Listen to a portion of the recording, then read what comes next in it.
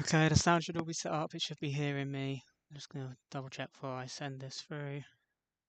I think it should be hearing me.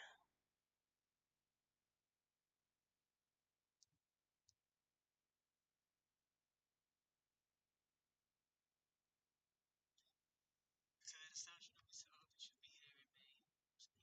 Just going to double check before I send this through.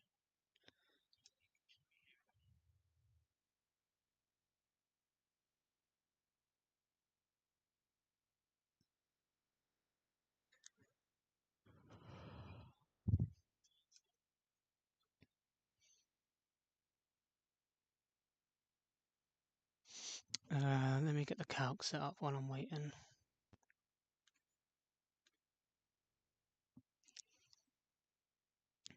Um, oh god, this is scary.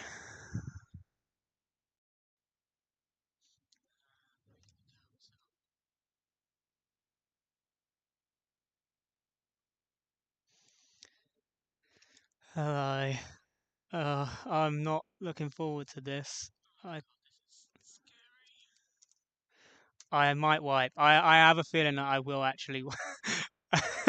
I do have a feeling that I might wipe. I haven't gone over the line since I made them. I've just kind of accepted that some of it's going to be probably going to go a bit off because it did last time. Even though I put with all the time I put into it and I went over it and everything. And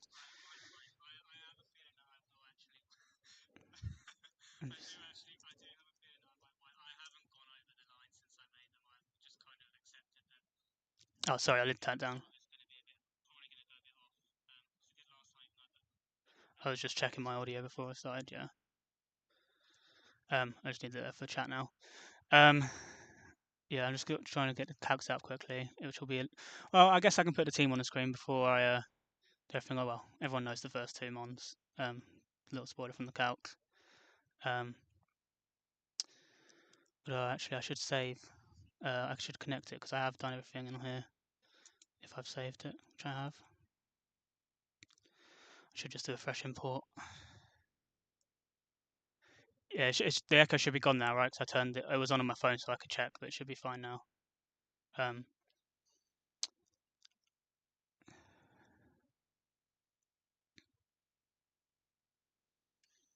all right. Ogapon and P2. Okay, so they're in the calc.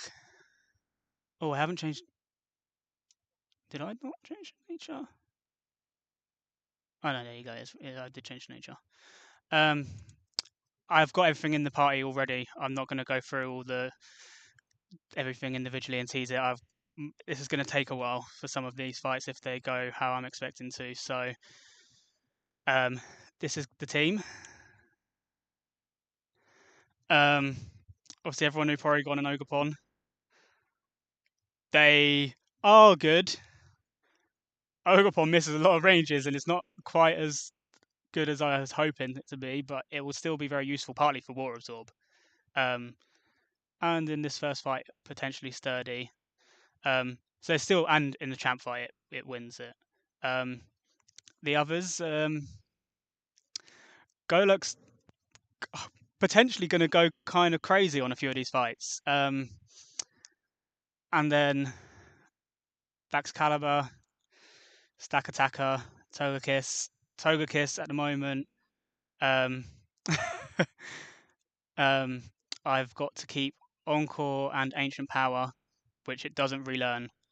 So I'll have to keep those because they are important. Obviously, Encore is going to be doing a lot of work. Um, it's going to be Choice Scarf for this first fight. Not for Encore, but we will be doing a lot of Encore Choice Scarfing later on. Baxcalibur is actually very interesting. It was kind of between Baxcalibur and Salamence, so I haven't got a Mega. Um, and I only realised I had Baxcalibur when I complained about the lack of physical dragon moves being good. And Glaive Rush is going to get clicked, but only when I absolutely have to, because I am not trying to mess around with weird baiting of the double damage and stuff like that. So most of the time I actually don't have to click it. It's there, but it prevents bad odds on a lot of things. It's more going to be kind of EQ. That's probably yeah. I think EQ is actually the main move at clicks, which is kind of similar to when I had Arcanine last time. It used Headlong Rush mostly, so even though it wasn't stab, um, Stack Attacker, we'll see. Obviously, it should be beating Xerneas, and that was kind of the initial thing. And its defense is really crazy. So we'll see. I'm really, really hoping that I get um, Sydney Trick Room here, because Porygon is going to go berserk if we do. Um, and it's kind of the main showcase of Porygon in the whole thing. So these all look right. I have double checked these, and they're all PP maxed. I will need PP max on several of the moves. Okay. Yeah. Okay. I have bought items, but I'll buy them again just in case. Yeah, bought them. No, I'll check. Yeah, okay. They're the main two. I have to not Pokeball before Champ Fight after Cynthia if I get there. And I think I will. I think I get. I think if as long as I don't get Glacier Sun, it should be fine. Glacier Sun, I will see. I think if Charizard Mega Evolves, I think I lose because you might notice there's no Fire Resist on this team. So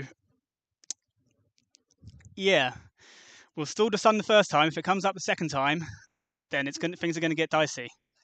But we can do Cynthia without with 5 mons.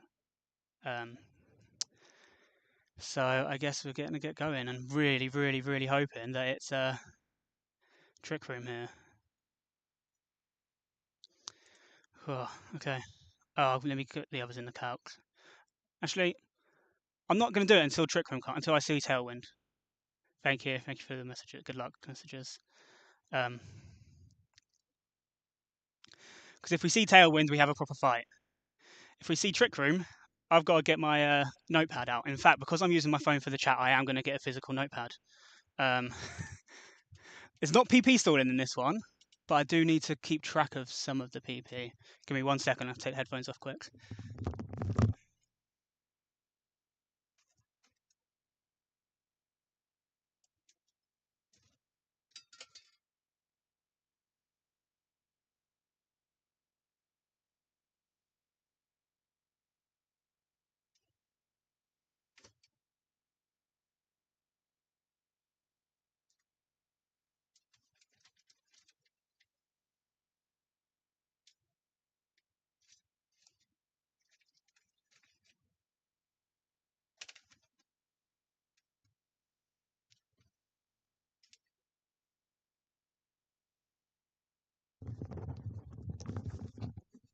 Okay, I have my notepad and pen.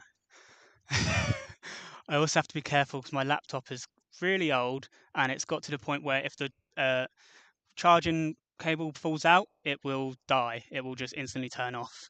So it shouldn't happen. It hasn't happened during the run at all, but it has happened a couple of times when I've been moving around trying to calc stuff because you sit there for hours doing that. You move into some weird positions, and the laptop gets stretched, the wire gets stretched, but it should be fine as it is. Okay. Oh, okay. So, just please be Trick Room. So we're going to see the first turn. I have to do the same thing no matter what team it is, because obviously I have to assume that it's the Trick Room team or the Tailwind. Well, I have to assume it's the Trick Room team. That's more important. But either way, the first turn will be the same. And obviously, if Porygon moves first, that means that they are setting up Trick Room, and that's what we want to see. Okay. And yeah, I will talk through it as it happens. I will try and show off the fight afterwards if I don't get Trick Room, but we're going to get it. So just show the team just for simplicity that it's here. 3-2, quiet. Yeah, obviously, well, I can't change any of that anyway. EV Light, Trace, try tap, grab a Side Beam, Shadow Ball. Snack Attacker, yeah, all good. I don't need to be reading it out. I've checked it 4 times. This is just for the cheat VOD to make it easier. Okay. And I'll save here, and then on the other ones I'll make a save state. Okay. Please, please, Trick Room. I think Tailwind's fine, I figured it out, but Trick Room is the fun fight. Okay, so this first turn, regardless of what team it is going to be Shadow Ball to break the sash. Let's go! Let's go! That's Trick Room, that's Trick Room. Oh, the Spadef drop's awkward. Okay, the Spadef drop I didn't want because there's a small chance that could kind of mess up and make it switch out at some point. I don't think it does. I don't think it can bad odds out. But basically, Trace did go off, didn't it? Did I miss that? It's not going to show me here. I'm sure Trace went off. I should have traced Berserk. I feel like I missed it. Sorry, I'm just going back on the VOD. Trace should trace Berserk. I've checked this.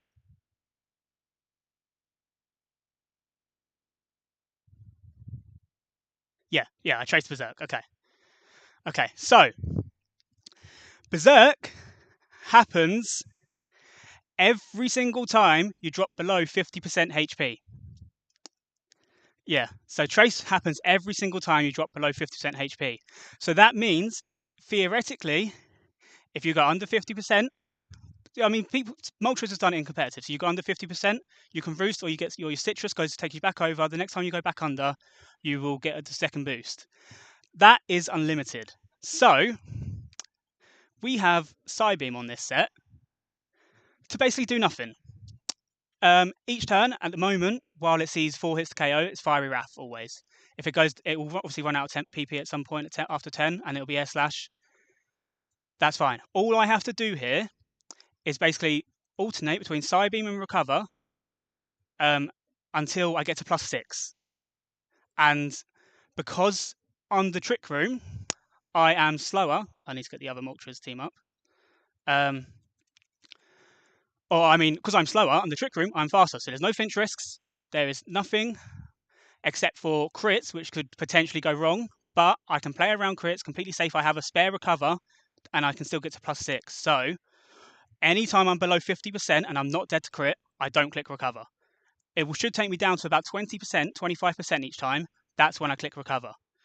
If the rolls can put me into crit range, the crit range is 114. So if I'm ever below 114 after 2 Fiery Wraths, then I have to click Recover. It's gonna. I don't think I need to write anything down here, but yeah, because obviously you get the turns where it clicks Trick Room, you get a couple of free turns. I just really hope I haven't missed anything. I haven't bothered calcing the rest of the fight. It will be similar enough to the main team, but if I get to +6, I win. So we go for Psybeam here as it clicks Fiery Wrath.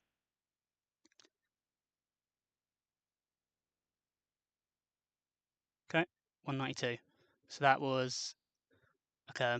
It was a pretty high roll, 73. So I mean, technically, after another one of these, we might end up being in. We're probably going to end up being in crit range, so we might have to do an early recover. That's fine. We click Psybeam again. We're always faster under Trick Room, and when the turn that we're not faster, it wants to click Trick Room. So there's never a risk of, oh, do I need to predict a crit? It's just, am I in crit range? Okay, went for Air Slash. So at that point, it was actually in like the 50-50 range of Air Slash and Fiery Wrath. There's a little slight, there's one overlapping roll, and there are going to be occasional HP ranges where it's the same hits to KO. From full, it's always Fiery Wrath. Okay, we're not in crit range from Fiery Wrath. So we click Psybeam again. I missed if my bloody special attack went up. Talking too much and missed it. Wait, it didn't. Oh my god. Oh, okay, no, it's fine. I'm not actually technically.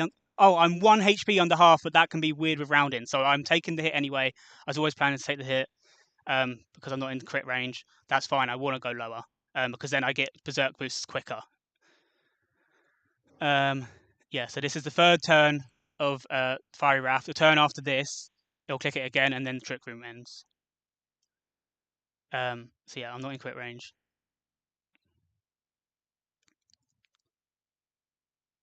Okay, there we go. Berserk activates. Okay, yeah, that was a weird rounding thing. Thank you, Berserk. Thank you. Yeah, it was a weird rounding thing because three. I was at what was it? 137. That should be two. Was it? I don't even remember. Yeah, 137 should be. I don't even remember what I was at. I don't know. Yeah.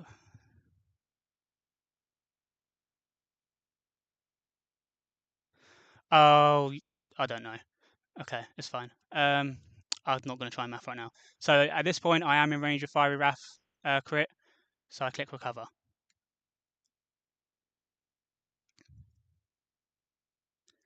Fiery Wrath again. Twisted Dimensions to return to normal. Yep, suspected. So on this turn, it's obviously going to click Trick Room. I will click Psybeam because I don't want to waste my recovers. And that's two Trick Rooms. I do. It should only use four, but because we have had a couple of like rolls which haven't taken me under straight away, it might take more, but it should be fine. We're not in crit range. Crit range is 114. We click Psybeam again.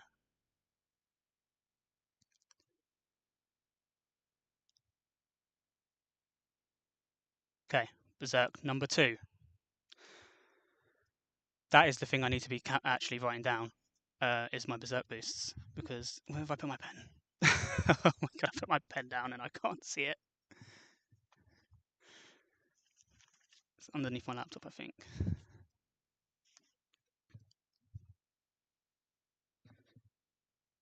Okay, I got it. I am 2. So this turn we click recover.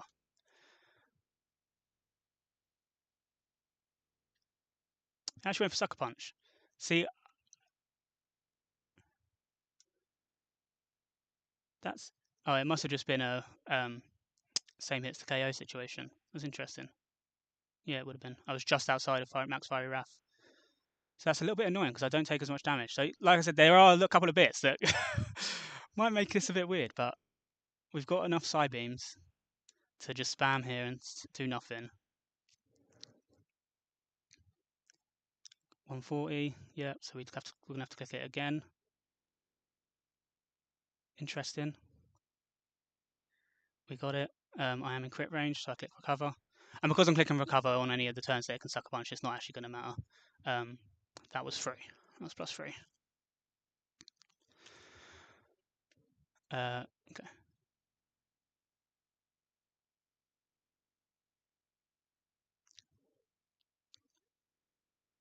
Okay. So I was gonna get to the point where I have to start counting trick room turns because I want to KO when trick room. I mean, I don't have to count. I want to be able to. I want to be as high health as possible. Kind of the turn trick room ends, then I can KO it afterwards. Yeah, plus 3 right now.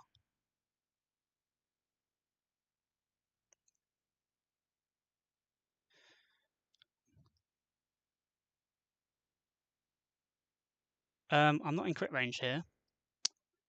Crit range is max crit is 114. So we click side beam again, and it's used 3 trick rooms. That was plus 4.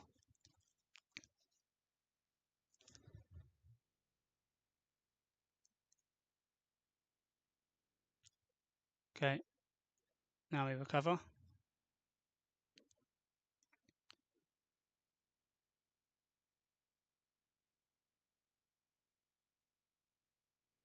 That's plus 5, and trick room ended.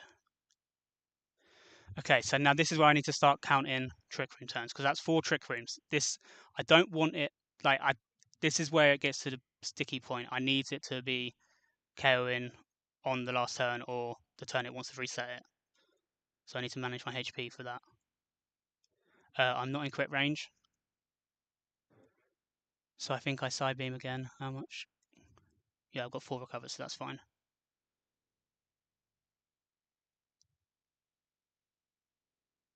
Yeah, there's the trick room. So that's trick room number 4. See, it only has 5, so.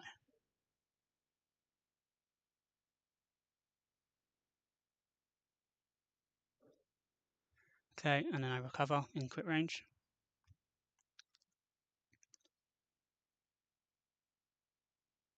So I need to go down one more, and then I basically have to click recover. And hopefully this lines up because I haven't counted it perfectly, but I think it should be okay. I have to go under once anyway. Slash. Yeah, that should be +6. Trick room didn't end. Okay. I don't think I'm going to be as healthy as I would have liked, but it just means that I might not take all 6. It might mean I only take 5.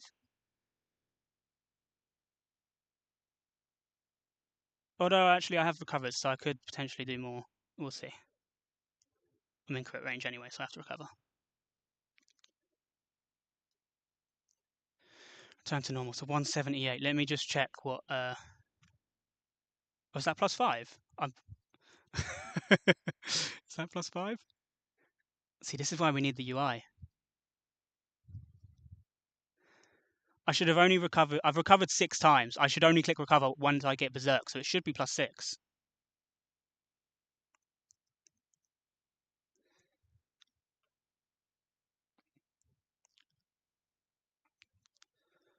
I can do it once more. I think I've got enough turns here to do it once more, so I'll do it once more. I'll be safe because that will also end up hopefully at more HP because I've got a couple. I've got spare recovers. I've got 2 recovers.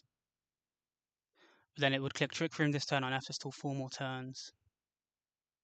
It's going to use both my recovers. Let me just check the HP range. So at +5, I only have a range to KO on one thing. Oh, let's done that. At +6, I OHKO everything with Try Attack or Shadow Ball. It's just Absol. I mean, it won't be able to come in anyway. Close combat is 176. It's just it makes it a little bit awkward later on. I think it was +6, but do I go for one more?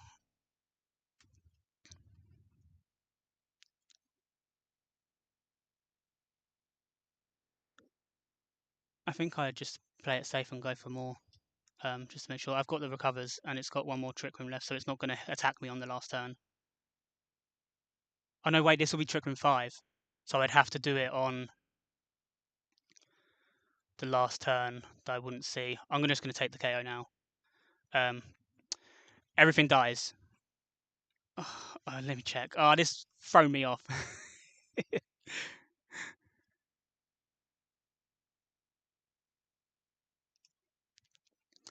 I never had to click recover earlier. Actually, did I? No, it's fine. I'm at +6. I'm at +6. I never had to click recover early.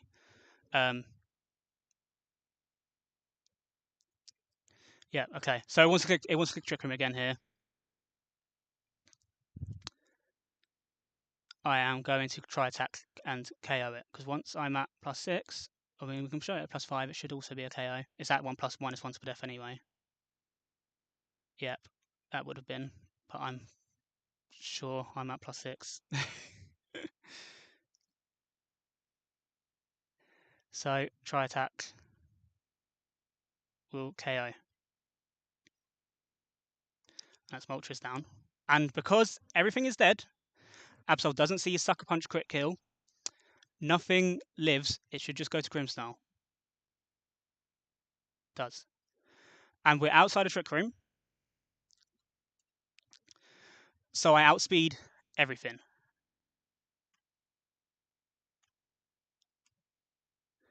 And Grimmsnarl is going to Mega Evolve and die.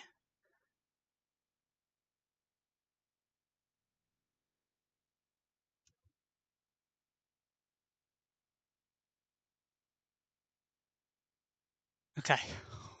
There was a part of me that was really scared we weren't outside a Trick Room because I am losing track of turns.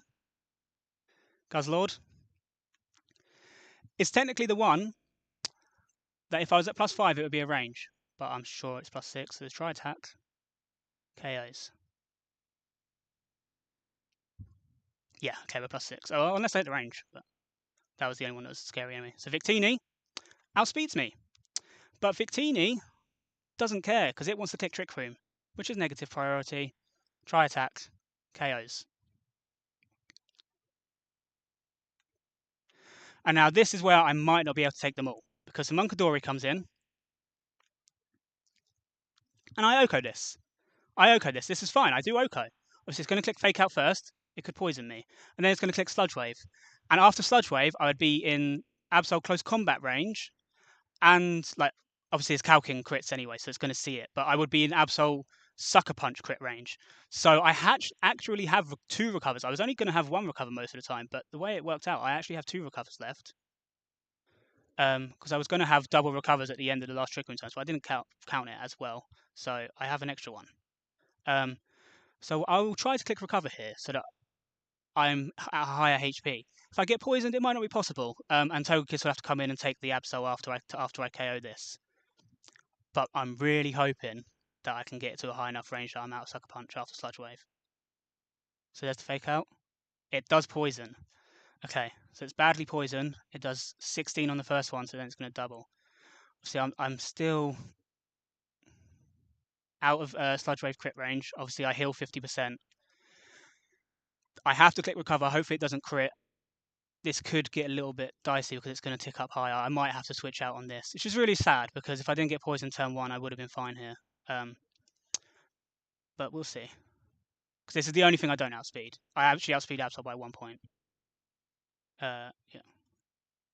I went for Psychic. Okay, yeah, because of Spadef drops. Okay. Did 32. I can't risk it because if I get crit and then poison's going to kill me, that's sad. Okay. So Porygon could have taken all 6. I got poisoned and it's going to tick up too much.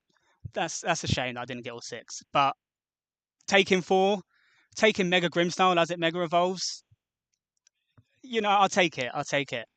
So I haven't calced out this part of it. I have enough on the team. It'll be basically the same as what I would have done if it was the other team. So it's clicking Psychic because it can't poison me. So it's going to see this. It's going to prefer the Spadef drop secondary effect.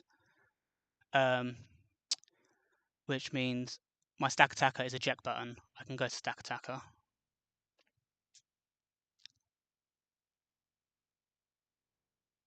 So that's a shame, but Porygon's still got to show off some of it, some of the tech. Alright, I will eject button, and I will eject button to Baxcalibur. I can add them to the calc now. Pokemon Rock, and it's Golux.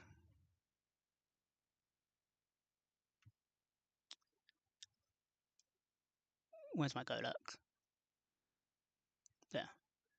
And who am I missing? Togekiss. Yeah, so I'm ejecting to Baxcalibur because this is what I would have done on the other team.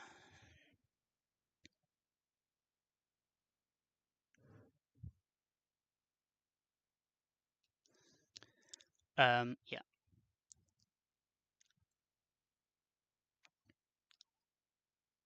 So Baxcalibur has a ranged KO of Earthquake. It's not likely to hit it, but Eyeshad will pick it up afterwards.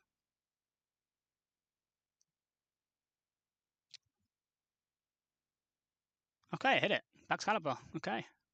Didn't matter because we didn't get poisoned, but okay.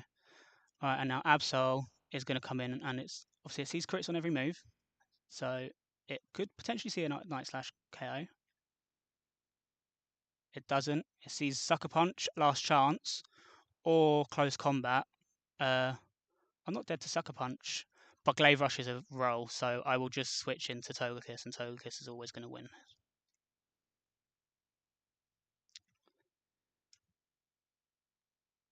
There you go. Okay. And now it will Sucker Punch me. As Moonblast, I'll close it.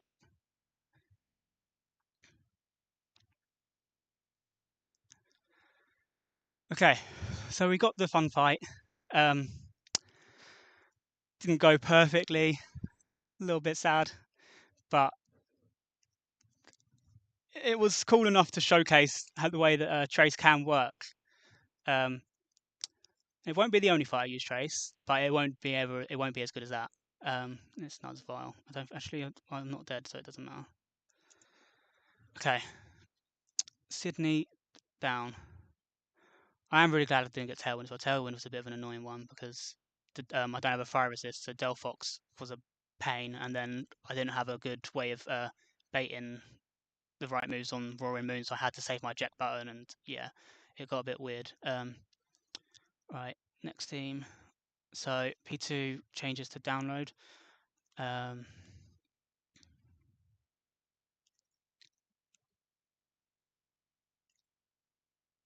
but that fight, that whole sweep, was one of the main reasons I wanted to pick P2. I noticed it like just when looking at P2 and just looking at Trace and stuff and thinking, oh wait, this is actually possible.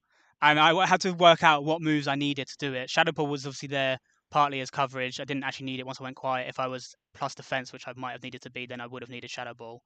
Um, but that was one of the main reasons. And then obviously it's a very, very bulky normal type. So it's going to be a very good pivot here on Phoebe. There is another ability that I need to change, and that is you. You need to be Thermal Exchange here. Do you? To be honest, you don't even. I don't even think you get used on this fight. I don't even have moves on this for you.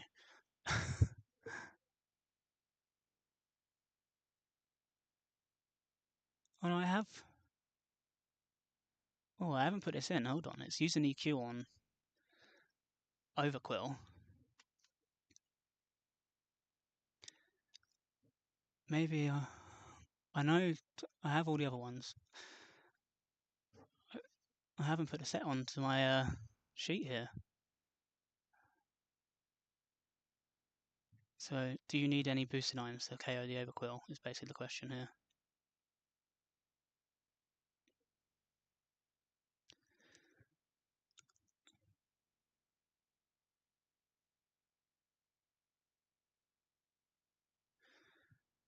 By the looks of it, yeah. Maybe your choice band for this then. Yeah, it's choice band. It's choice band on this because after a lot, it'll use Aqua Tail, it'll take a life orb chip, and then I KO it with Earthquake. Just need to check I'm not missing a move then. In that case, I don't think I am. But I think I want to get rid of Ice Shard just because it can make the baiting weird.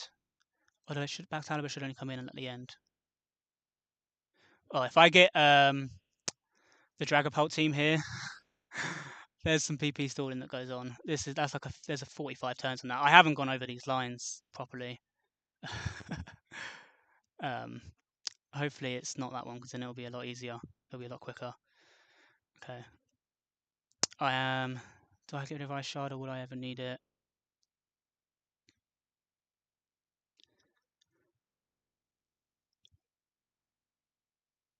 I'm gonna say I might need it. It should only come in once it's the last mon anyway, so it shouldn't make a difference. It's only coming in on the Overquill fight. It's not coming in on anything else.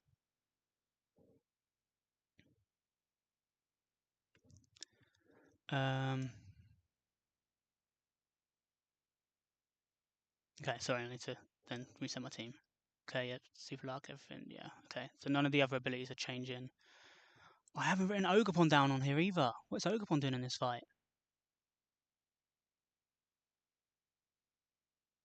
It's doing nothing. That's why. Oh, so I can just have to keep the rock one in case I need a sturdy switch.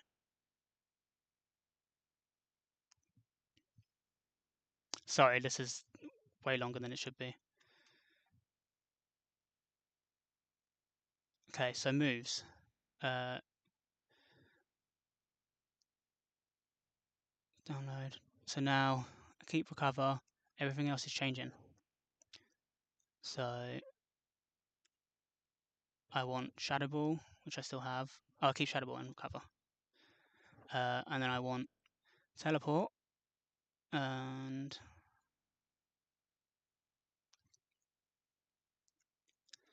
instead of Dry Attack, and I want Thunder Wave.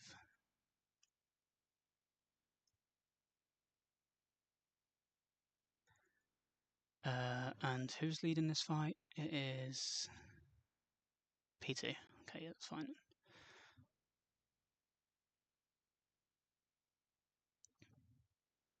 Stack Attacker, your moves don't change, basically ever. But your item does here, apparently. It changes to Citrus.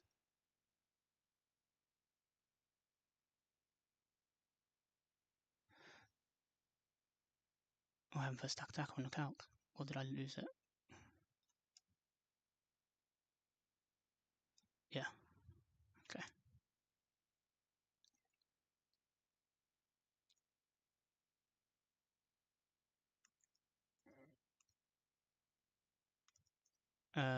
Togekiss is still scarfed.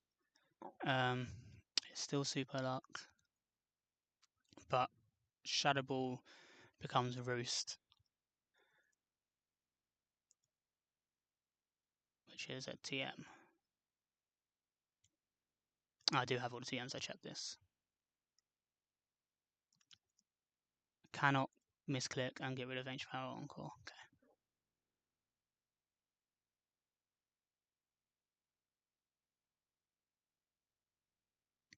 And I'll PP max that just in case. It shouldn't be relevant. It was like a potential thing that shouldn't happen, but it's better to be safe.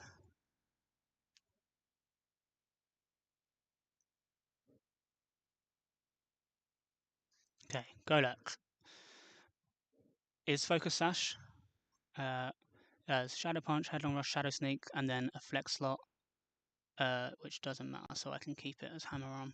That's fine. So you're fine. Ogre you have nothing set up because you don't need to come to the fight, but those moves look fine.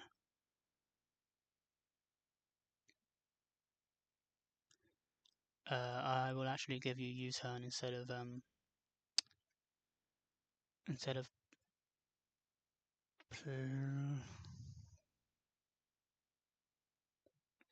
if it's coming in, it gets a chance to pivot out, so I can give, because it's got that, so yeah, I can give it a U-turn instead of, I can do it instead of play rough.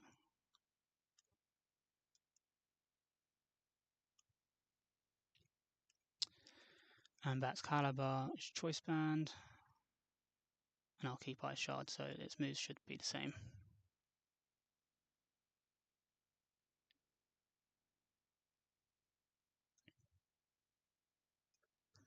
Okay. I'm a bit worried that I've missed information on here, but I guess it's because it wasn't relevant, so this is what I get for not checking my stuff properly. Okay. You're good, you're good, you're good.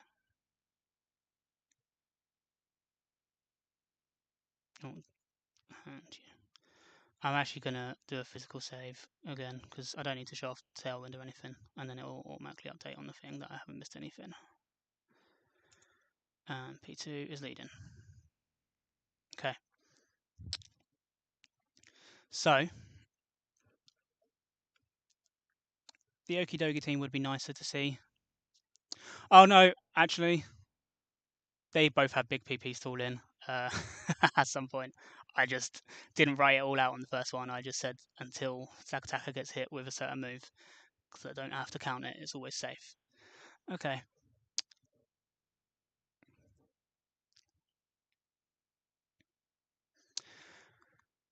These lines are weird. These lines are weird. P2 is leading to switch out on both fights. So here we go.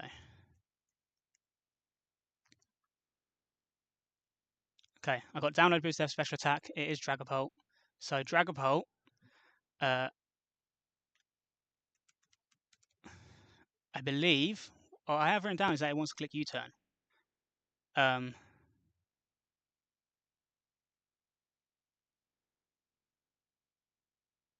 according to this, that might not be true. I don't remember the exact things. Basically it has a bad odds candidate that it can go into. But all I'm clicking here is recover, and at some point it will U-turn. So it should, according to my notes, go to Drapion.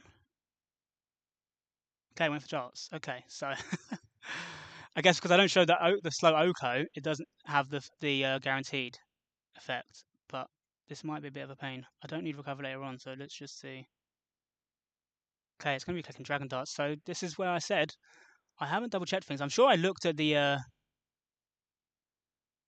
fast pivot conditions. Okay.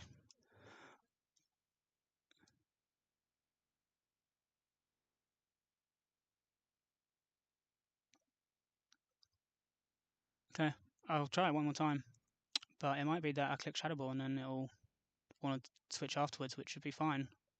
Well, it might change baiting later on, but we'll see. Okay, it's going to click Dragon Darts. Sure. This is going to change a lot, so...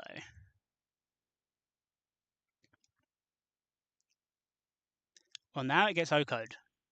Now it should be switching. So now we click Recover. Okay, I don't know why it doesn't want to click U-turn. It has suitable switch-ins.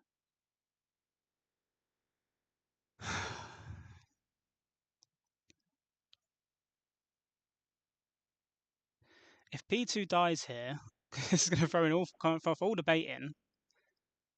Well, sorry, if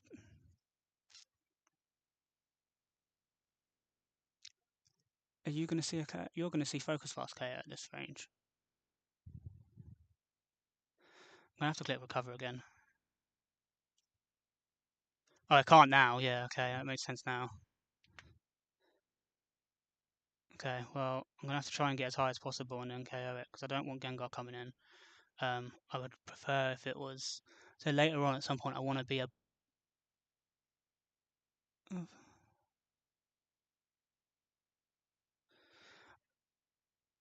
Okay, well, I'm going to be as close to full as possible. Okay, this is going to be something.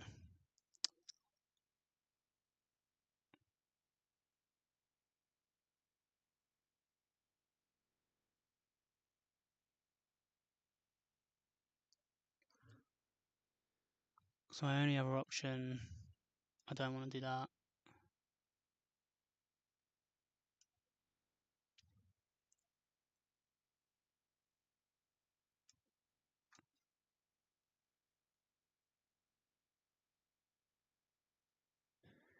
If it's stack attacker against the KO, it will just go to Gengar. Because I had the first KO being.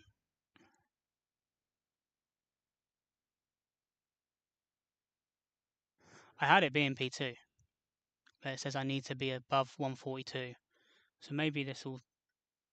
Maybe that's. Okay, yeah. And Dragon Darts isn't going to put me under that unless I get crit here. So we'll just have to go for it.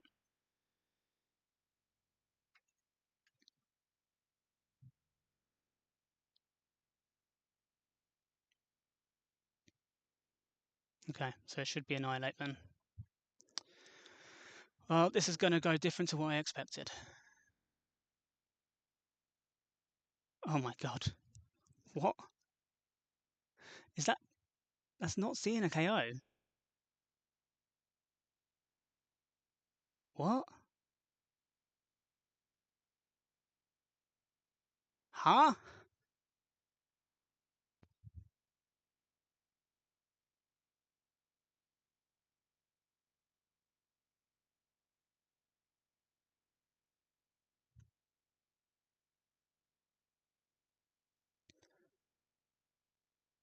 Annihilate fast 2 it KOs me.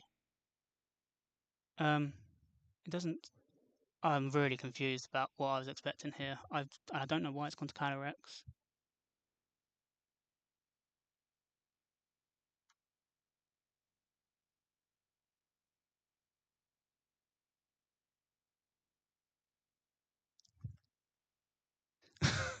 This is really, really throwing me off. So obviously I can knock it down to Sash here. Okay, wait. I am expecting... I'm just going to have to, like, try and apply what I would have done in other positions.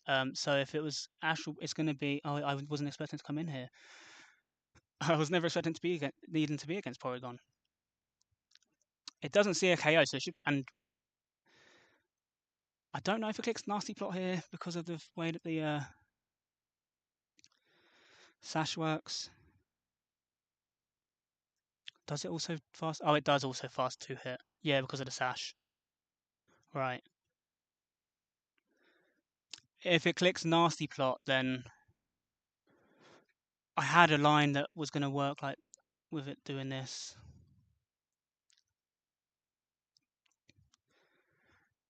It's because I don't remember what I had to do.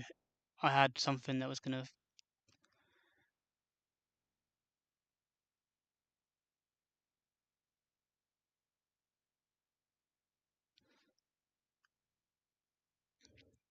Yeah, no, it makes sense that it came in now. I don't. I know. I need to figure out what I'm supposed to do here because this fight is weird. Oh, this is annoying. I knew something was going to go wrong. I didn't expect it to be this fight. I wonder if my calc wasn't right for when I did the Drag of Hulk thing. And I thought I showed a slow Oko.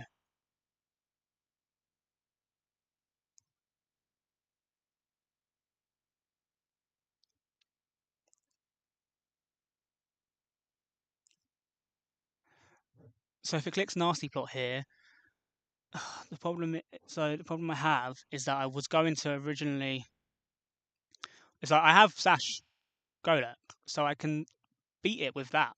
Because it's going to click nasty plot because it doesn't see that it only gets slow to it KO'd here. Um,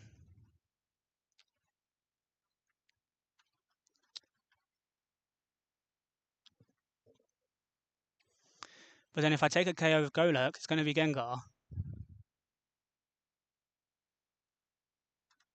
It's just going to go straight to Gengar, and I won't have my Sash.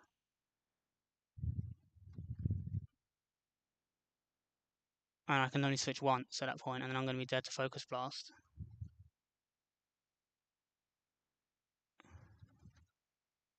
Because I was supposed to be getting Gengar for free after baiting Annihilate.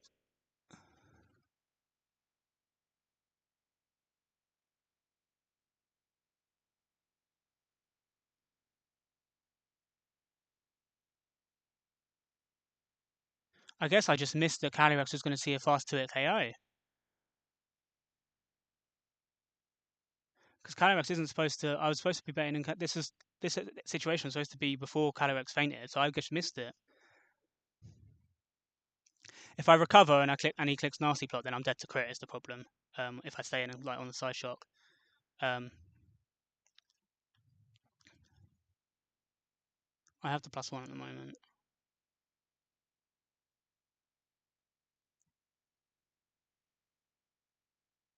So Ogerpon isn't being used in this fight.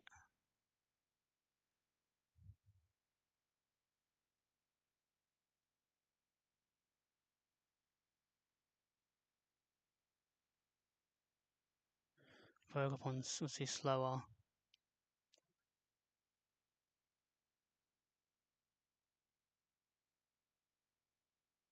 I did give it U-turn. That's not updated because of the masks.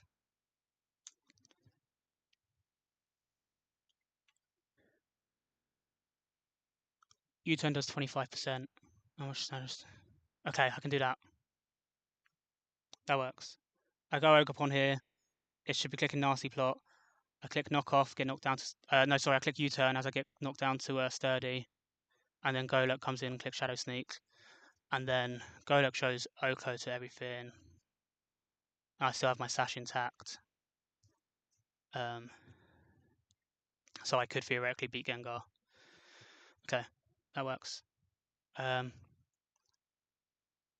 can teleport as well. Actually, I don't need to click. I don't need to hard switch. I can teleport. I'm never dead to crit. Okay, it goes face side shock. So is it not seeing the sash there? Like, I don't know. I think that's really bad for later on because I think P2 is supposed to come in later on at some point. Oh my god. Okay, well I still use Ogerpon for this. It's actually better for me that I click teleport. Thank God for that. Okay, so I get. Is this part of the sash bug? Because I did look at that stuff. Um,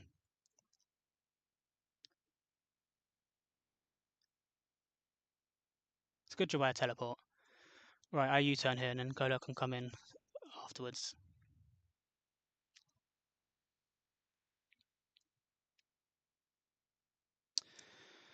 Oh Jesus, this is stupid.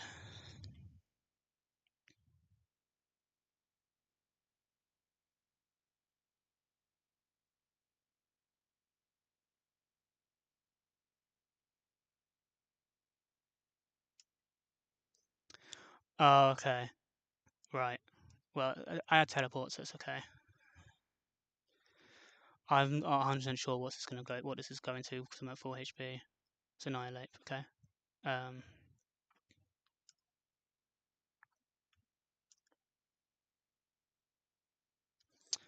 don't want to lose my sash.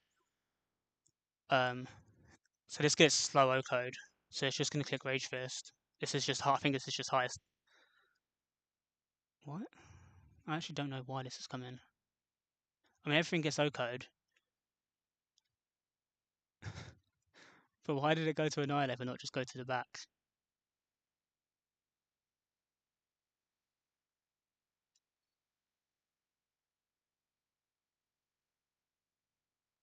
I O code everything, so why wouldn't you just go to the back?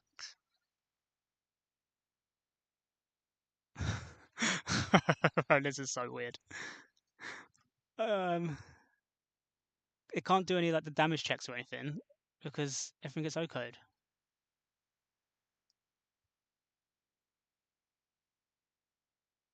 See, that's why I don't like Focus Sash. This is why I always avoid using Focus Sash. It does weird stuff. I don't know. Maybe it's not Focus Sash. Maybe I'm just spiraling because I'm fully steering. I don't. So I mean, it's always Rage Fist because it sees that it gets O code. And at some point,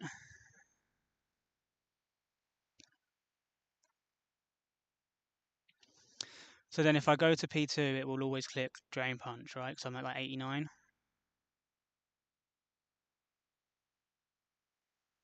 which is something that I wanted to do later on because then I can encore with Togekiss. Okay, I can do that. So I go to P2 first. It's never Drain Punch. I don't die to Rock Slide.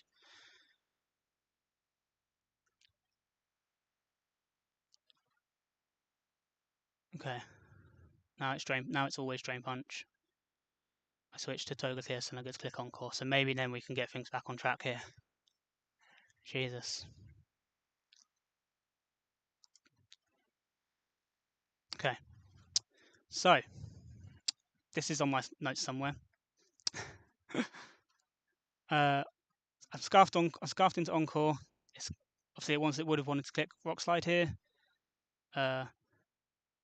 Shouldn't be able to switch. It's not dead. Nothing can switch in that I remember. Oh, I don't know. I'm completely lost at this point. It might be able to switch to Gengar because Gengar's still alive. I don't remember because it's got bad type matchup. No. It has super effective move. I don't Oko. It can't switch.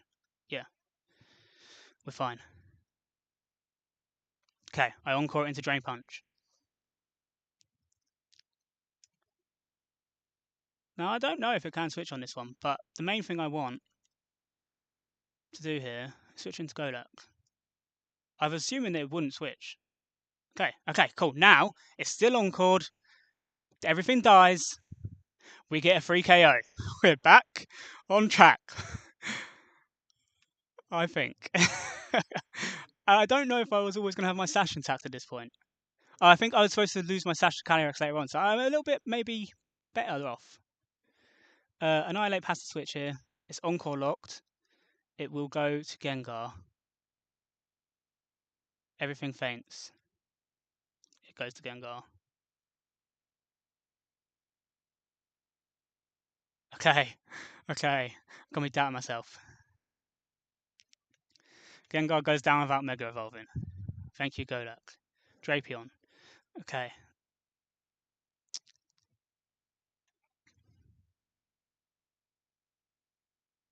I mean, the big threats on this fight are now down, so we should be okay from here, even if it's a bit different to what I was expecting. This is always Wicked Blow.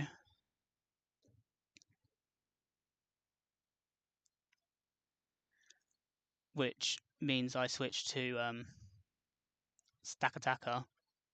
And that is why I have Citrus, in case I did this a couple of times. So then I'm always playing Earthquake into Togekiss. Togekiss can Encore. Do I need to do all that? I'm Sash still. Do I need to do all that?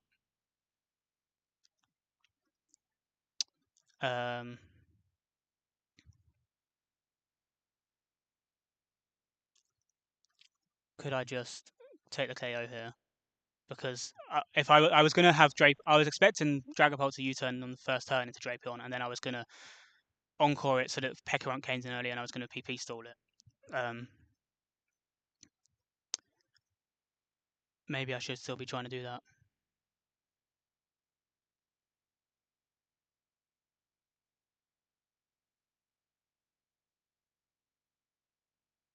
If Golok was just to take the KO here, it'll just go to whoever fast OKOs me. So it'll be you, and it'll use Malignant Chain when it has a poison effect, I believe.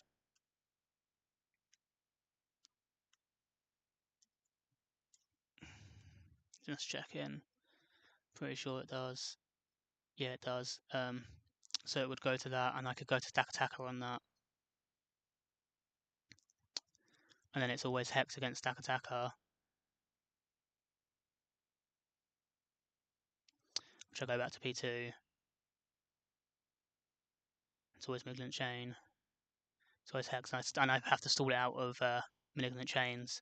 And then once it's out of Malignant Chains, P2 can 1v1. Even though I'm really low, I will still 1v1 because I can recover, and then I can click Thunder Wave, and then I can recover. And P2 will KO, and then Annihilate comes in. Okay, and then we'll be able to get Drapion for free later on. Okay, I'll still do it. It's always Wicked Blow.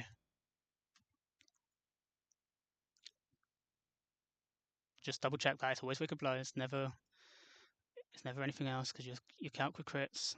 You don't calc with Earthquake crit. Actually, you only calc Cross Poison crit. Because it's not high crit ratio, you only have one boosting thing. But even if it did, it would always be that. Oh, this fight shouldn't have been so hard.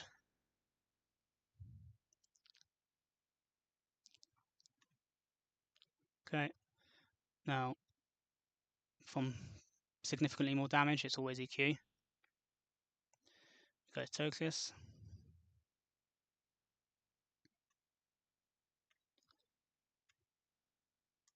We click Encore.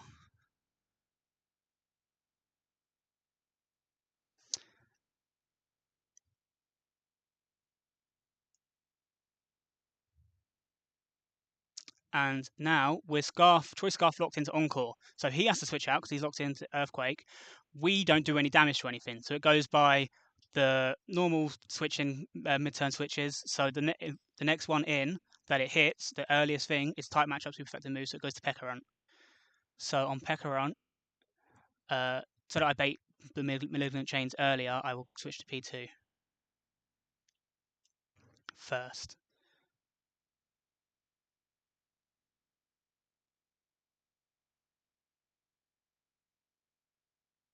Yeah, okay.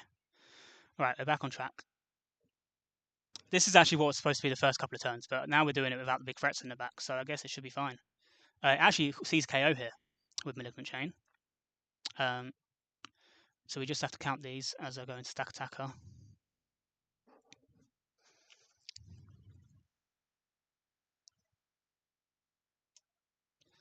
And then against Stack Attacker, it will always click Hex because it's significantly more damage. So it goes back to P2.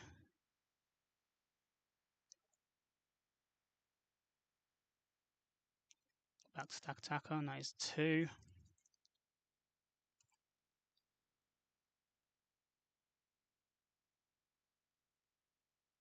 That is 3.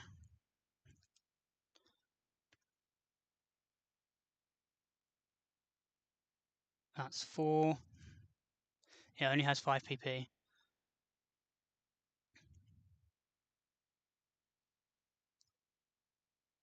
That's 5. So now all it can hit Porygon with is Hidden Power Fire. So it'll be Hex one more time.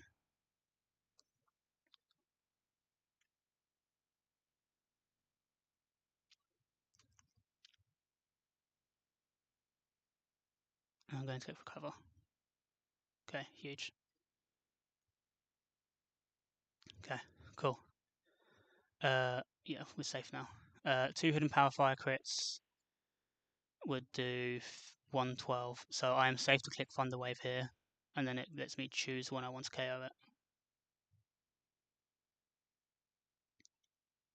Because I did, if you noticed, get a download boost on the way in. So I want to apparently be as close to 4 HP as possible, but above 142. Well, at the moment, there's nothing else in the back, so let's just check what um, Drapion sees is 118 as its highest roll. Yeah, so as long as I'm in 2-hit KO range from you, then that is fine. So I think I actually just kind of click Shadow Ball until it kills me now. Because it's always just going to be Annihilate, Drain Punch, and that actually saves me a bit of time. Okay. Because all I was wanting to avoid was the Gengar switch in here, and then it made it really complicated because I was like, initially it was going to bulk up, and then I had to switch twice to get it in, but if it's just going to come in and see a kill, then that's actually better. Shadow Ball.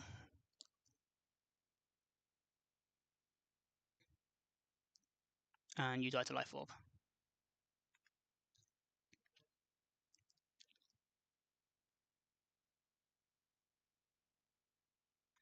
Okay, we're basically out now. So this will be Annihilate for Drain Punch KO. We switch to Togekiss, we click Encore. We switch to Golurk, and then Golurk can then just KO the last two. Phew.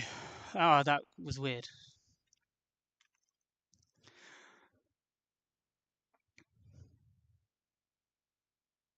Yeah, Encore. Drain Punch again.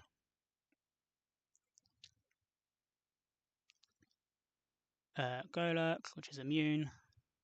Still Encore locked. Stays in, clicks Drain Punch. Now it has to switch, so it dies to Headlong Rush on the switch in to Drapion. Oh, thank God we're out there. I've still got my Sash intact, so I can just take the KO with Golurk. Otherwise, I would have had to do some more switch in to get Annihilate down, and I didn't want to risk Moonblast Defiant because Moonblast doesn't drop, and it would have been a bit awkward. But I have my Sash intact. Shadow Punch has one roll which doesn't KO, but we have Sneak anyway to follow up with,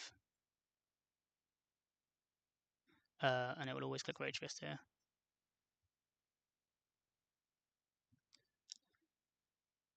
And we take it. Okay. All right. Now, those weren't the hard fights. Those were not the hard fights. Even though I made a bit of a meal of that one. The hard fight is Glacier Sun. And considering I just missed stuff there,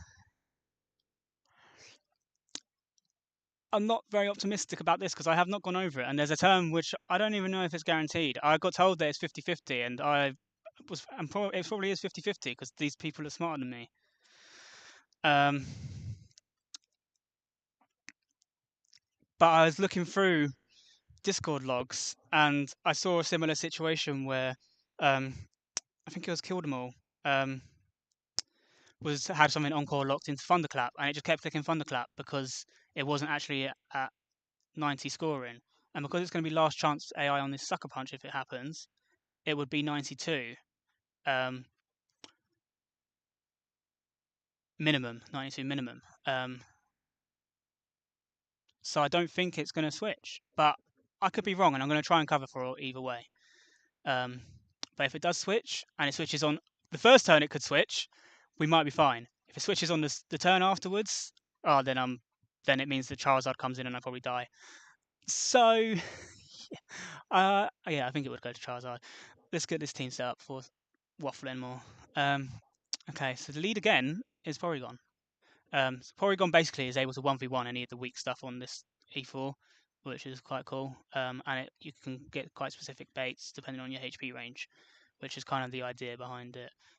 So the only thing I need to, there's a couple of things I need to change. I need to make it analytics. And I need try attacks. And I can keep teleport, but I don't think I ever actually get to click it. I think that's just a flex slot.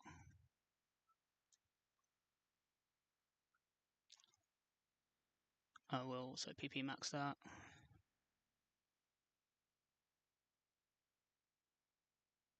Okay, I've got Ogapon.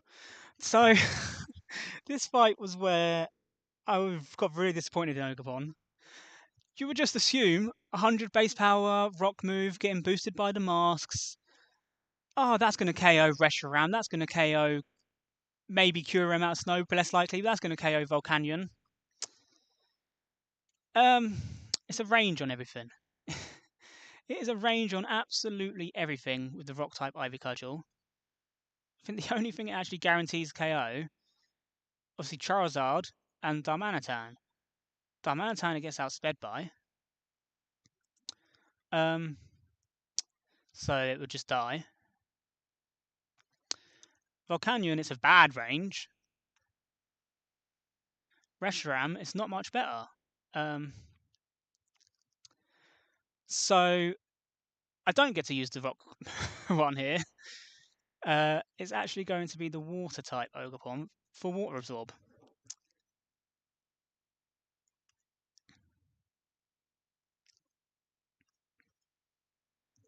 And the moves I want, Ivy Cudgel, U-turn, Spiky Shield, plus Flex Slot. So the Flex Slot I think was going to be Rock Tomb. Because that would actually Oko Charizard if I got into a position. Which I'm it's the only rock move that Ogerpon gets in outside of the Ivy Cudgel. I'm really hoping I don't get put into that position, but yeah. Because if the Sun Gods go back up, oh, I'm in trouble. So cool tech here with Togekiss. It will always outspeed the Decidueye without Choice Scarf, so I don't need to be Choice Scarfed on this. It's not going to do much good to anything else. But rather than Choice Scarf, I'm actually going to be Scope Lens. Because Super Luck plus Scope Lens gives me +2 crit ratio, which means I have 50% crits. But AI calcs it as guaranteed. And with this moveset of keeping Ancient Power and having Moonblast, it means at full HP, nothing can bad odds in on me. When I go lower, yeah, there's a chance. But just base crit moves, just base crits on both fights, nothing should be able to bad odds in.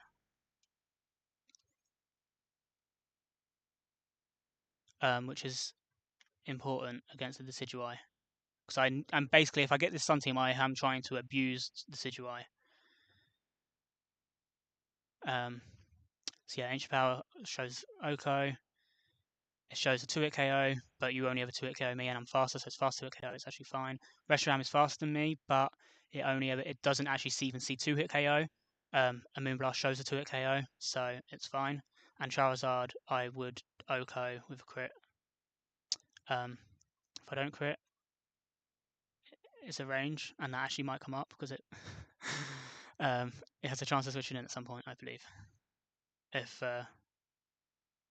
it if this Sucker Punch thing fails, then it just goes to the back because it has no valid switch-ins. But that's why I think it doesn't switch, because it has no valid switch-ins. This crit should show everything a KO. So I think if it's not 90 and it's not guaranteed, that means that it's not just a 50-50. It can't happen. But I'm probably wrong, because they were smarter people that told me it. And I'm just kind of, this is my only way out of this fight if I get it.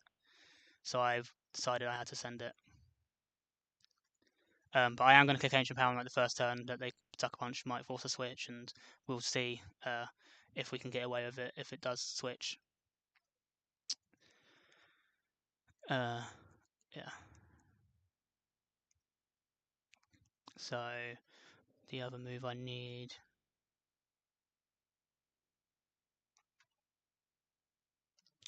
is Encore. Yeah, Ancient Power, Encore, Moonblast. Roost. I don't think I need Roost, but nothing mattered. There was no other move that mattered for KOs. I think I actually decided I didn't want Air Slash for some reason. Can't remember what it was. Maybe it's some fight. I think it might be. I think it might be that I want Electivire switching at some point or something like that. I don't know. No, that wouldn't make sense. Moonblast. I don't know. It's not Moonblast. It's not Air Slash. It's fine. Stack Attacker.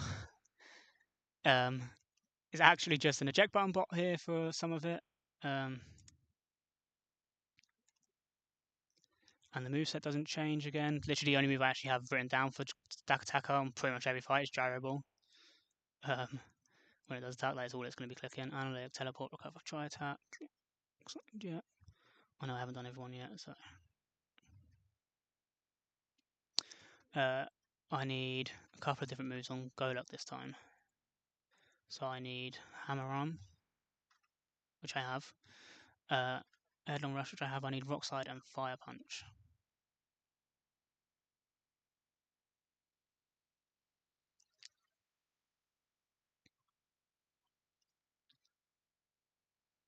And Goluk is going to be Air Balloon.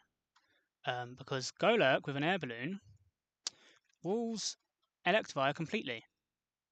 And that will be huge for beating that team. Which is the one I really, really hope I get. But I have a feeling it won't be. Because I got the Trick Room team that I wanted. I don't think I'm going to get the luck both times.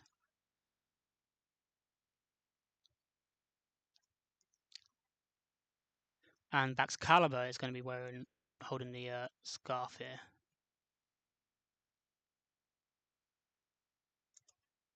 And Baxcalibur needs Rock Slide now, and I will be getting a Vice Charge, so I don't have any dodginess with the Choice Lock bug stuff.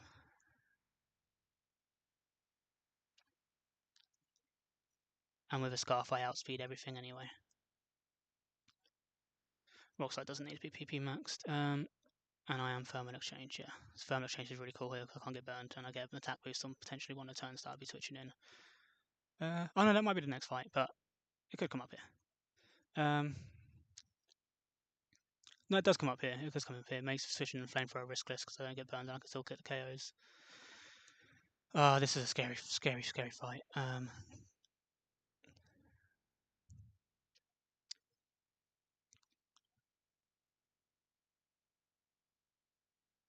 So I'm just double checking all of this is right. And it looks it. Okay.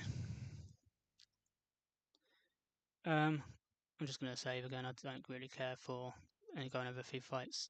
I think we're fine. I don't think there's anything to look at there.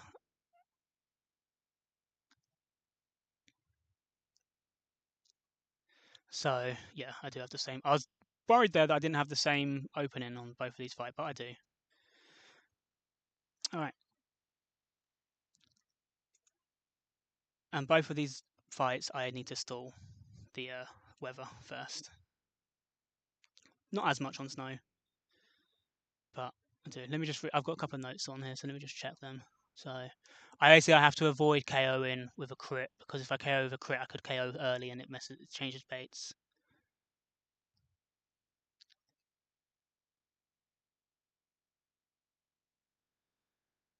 Okay.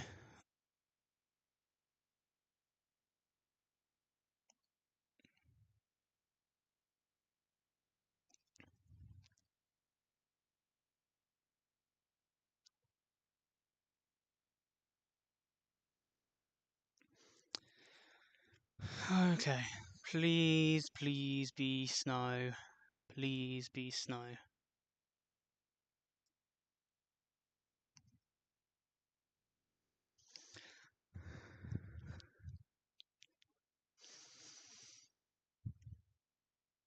Oh my god. Oh, we have dodged a bullet. We have dodged a bullet. We have dodged a whole truck, I think. As long as I haven't missed anything on this one, this should be the better fight. There are a couple of things that I need to make sure I get right, like killing at certain ranges, but the fact that Electivire is on this team just makes a lot of it so much simpler. So first turn, all I'm doing is clicking Thunder Wave, and I am going to also make note of what turn each turn is. Hopefully I hit Thunder Wave first time, but I do have a couple of like stally turns where it doesn't actually matter if I don't hit it first time, which makes things a bit nicer. And this is always Moonblast or Ice Beam. I couldn't do anything to change it. I could get special attack drops, it'd be a bit annoying, but it is what it is. Oh, I could get Frostbitten as well. Okay, I hit Thunder Wave. So now I believe I outspeed by 1. Yep. So I try attack once here. I actually don't get analytic boosted anymore, which is fine. I actually want that. And that was turn 1.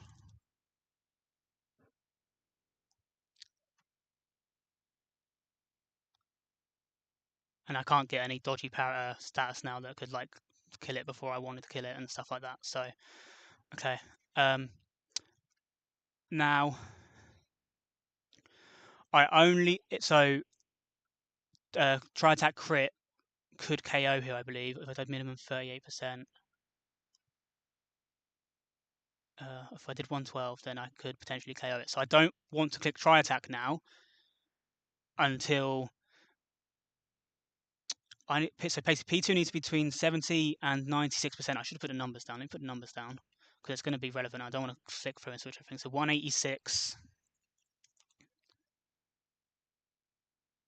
to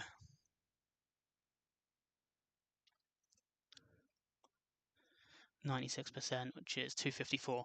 So I believe that is so that Electivire comes in afterwards and clicks close combat, and it stops something else from switching in. Yeah, that looks about right to me. Yeah, so 254 is the 9th roll, so I have to be under 254 when I KO. But I want to be above 186. I would assume it's probably Dharm.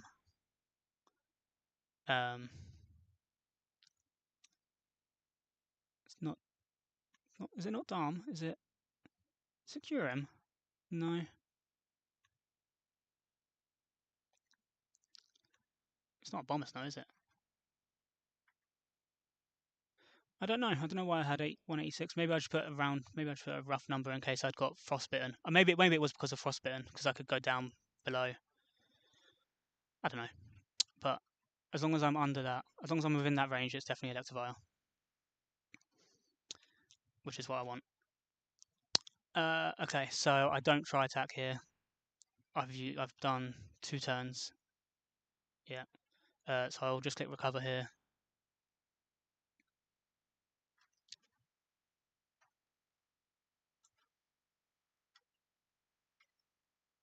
Okay, I'm back into that range. That was turn 3.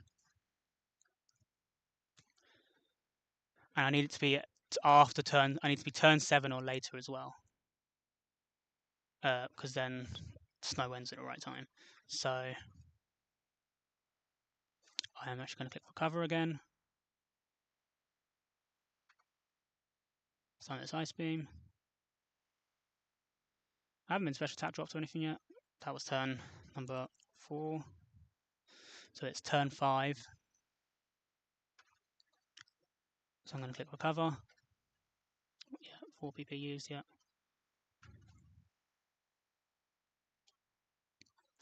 Moonblast. Okay. Put that back on so I see I'm not getting any lick boosts. That was turn 6.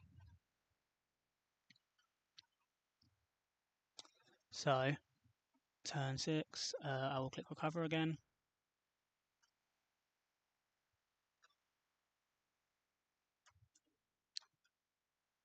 Hopefully it doesn't get full power this turn. Okay, good. Cool. So now I can click try attack. It's turn 7. Or has it been turn 7? No, yeah, it's turn 7, so I click try attack. If I quit KO, that's fine. I just couldn't KO it before this turn.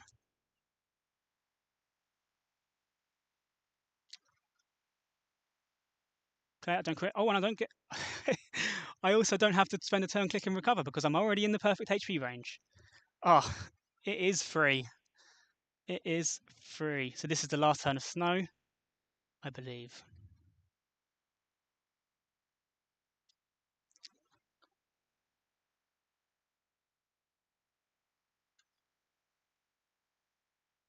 Should be Electivire. Yep, snow stops. Electivire, fast kill, close combat. Okay, incredible.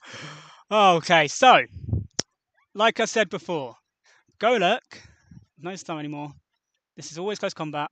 It doesn't even matter what move it is because anytime Electivire comes in, Air Balloon Golurk switches in, and Electivire can't do anything. So let's go straight into Golurk here.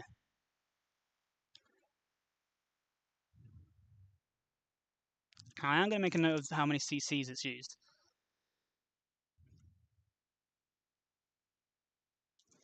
So the first switch, well, first of all, there's no snow. Golurk destroys Darmanitan. It destroys Volcanion, and Fire Punch, even with snow, even if snow was to go back up, shows as Bomb and Snow a KO. It's close enough where it is not going to switch in. It's obviously it's ninth roll. It's one roll that doesn't KO. I would expect to have hit it anyway. The only one that doesn't get O-code is Kyurem.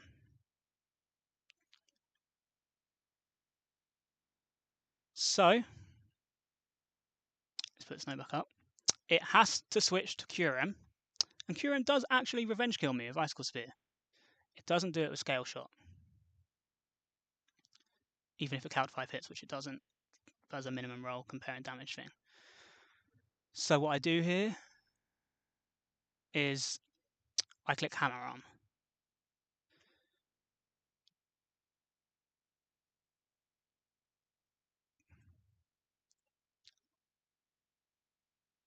Yes, okay. And now this does minimum 63%. um, um, okay. Let's see if that changes things. I don't think it would. I think at some point everything is going to switch it on Golurk. um, well, let's see what comes in. It can't. Yeah. I think it's Volcanion. I think Volcanion is the only thing that sees a KO. Yeah, Volcanion Steam Eruption. That's what I had afterwards anyway. At some point. Yeah, this is what would have come in if I'd killed like on a later one. So this is fine. This actually just saves my eject button in case things were to go weird. Because I was going to have to eject button, stack attacker, and then bring back Caliber in, which would have brought Electivire back in earlier, and would have given me another 3 KO on the Dharm. But I'm pretty sure I'll still be able to get that at some point here. Hopefully. That could be a bit scary, but yeah. Should be Volcanion Steam Eruption. Yeah, okay, so against Volcanion,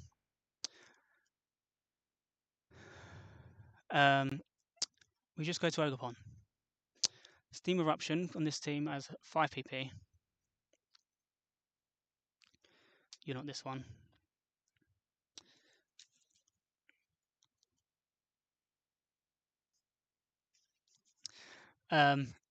This crit could actually end up being a problem, but I think it'll be fine because I still have my eject button. But Dharm should be dead at this point, so there's a little bit part of me that's a bit worried, but I think it's fine. So let me just get this up here. Your moveset's not right, but that's fine. It's just Rock Tomb that needs to change. Okay, and Ivy Cudgel is actually water type, but it's set on the calc to always be grass. I think because of the dynamic move bugs. HLA did that, so it kind of defaults to seeing it like that, and then you can just kind of change it for your own calcs. Here, it's always Sludge Wave. So we've done one Steam Eruption, we go into Stack Attacker, so this is where we will be stalling. And I U-turn to Stack Attacker. That is the key here. I U-turn to Stack Attacker. I do 10% each time I do that. Stack Attacker.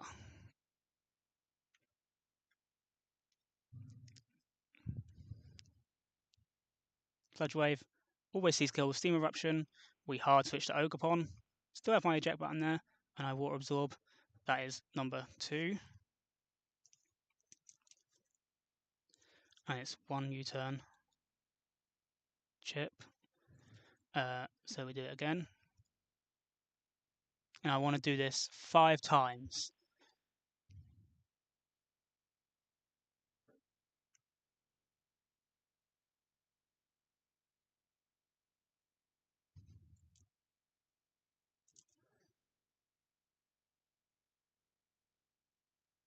Okay, that's 3 Steam Eruptions.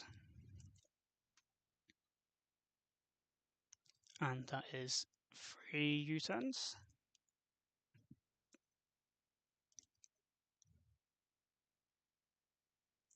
Yeah, this is really funny, Water Absorb on this.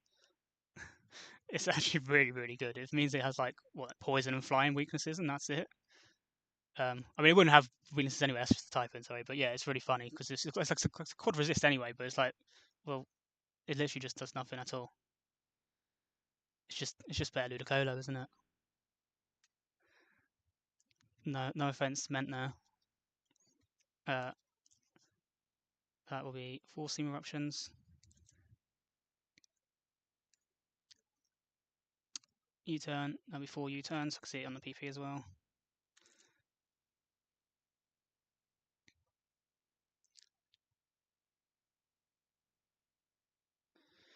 Okay, this should be another sludge wave. So another steam eruption, and that's the last steam eruption. So we U-turn once more.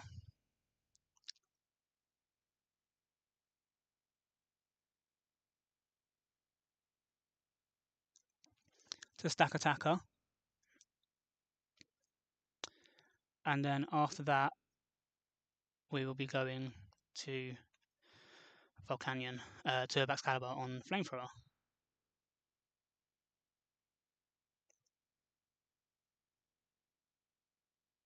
So he still has Sludge Wave PP, just out of Steam Eruption. Okay, so yeah, now it's with Flamethrower. We go to Baxcalibur.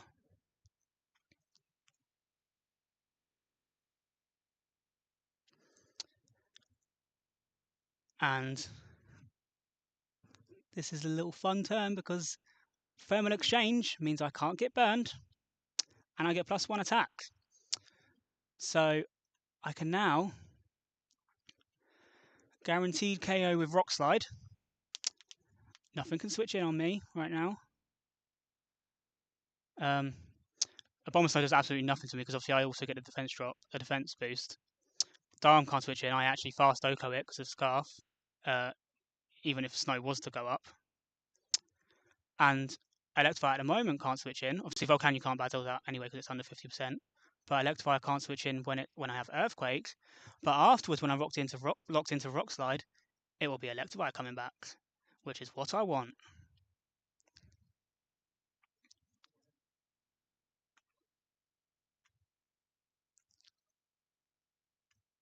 So it should see me locked into Rock Slide, and it should see that Electivire actually has a KO with Mach Punch, so it will go for Mach Punch. But either way, it is coming in for the slow Oko, close combat. It doesn't see the Mach Punch for on the AI, but it will click it once it comes in, I believe, because priority is before guaranteed, if I remember correctly. Doesn't matter. It literally can be clicking anything. It really doesn't matter. I go into Golok every time.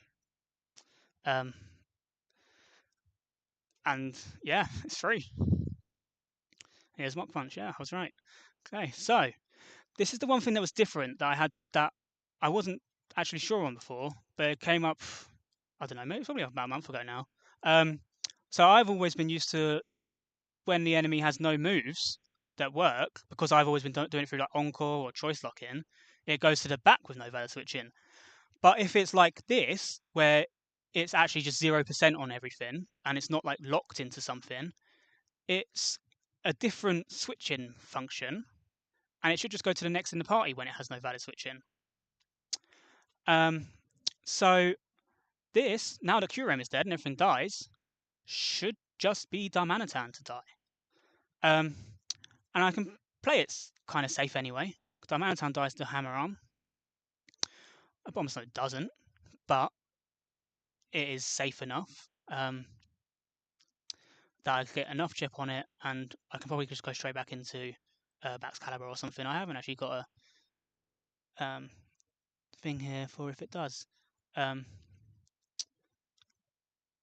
I'm pretty sure this is I'm pretty sure this is Darm and it dies to Hammer Arm. But we'll see. Because this is what happens when you fight Dawn and the Lopunny can't touch you. Yes, there we go. Darmanitan not moving. Gengar didn't move. If I was on the Sun team, I was going to hope to do the same thing there to Darmanitan and to Charizard, but through Encore locks. And yeah, that is the biggest threat. Like I mean, you can see my team. I can switch in on Icicle Crash. I can do a couple of bits like Excalibur outspeeds and does stuff, but I wasn't. Uh, yeah, I wasn't ever in the position to take hits from it really. Um, so now this is interesting. This because of the order in earlier, because I got the crit earlier. Uh, Volcanion died early, so this would have usually been. It would have been Curium dies, Electivire comes back in. I would have had this again. Darmanitan dies. Volcanion's still alive. Um, or Curium dies basically to stack attack ejected the Excalibur, and I would have KO'd with Rock Slide. And then it would have been I would have baited in Electivire again for the same thing, the Rock Slides, and then it would have gone. So now I would have had the go like play like that, and I would have taken Darm when Volcanion's still alive. So I don't actually have a line for taking out a Bomber Snow when it comes in like this. I would usually have also got a Bomber Snow for free with Fire Punch. So I just need. It's always going to be Woodhammer, I believe. Actually, let's check. If it's same hits to KO, if it's same damage rolls, it's always Ice Hammer. I did have this. It's always Ice Hammer because there's one overlapping roll and Woodhammer does recall. Interestingly, I still have my eject button. So whether it's Woodhammer or Ice Hammer, I'll be fine.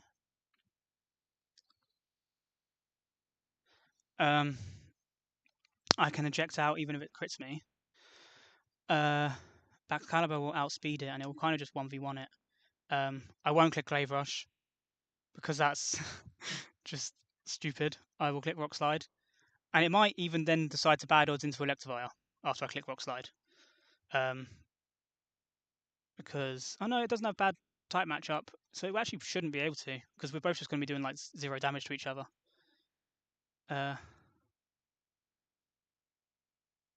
But I will 1v1 this. Pretty confident. And I can pick. Oh, I'm low health actually. So let's see. Let's check how much health I'm at, because I'm always going to do this then anyway.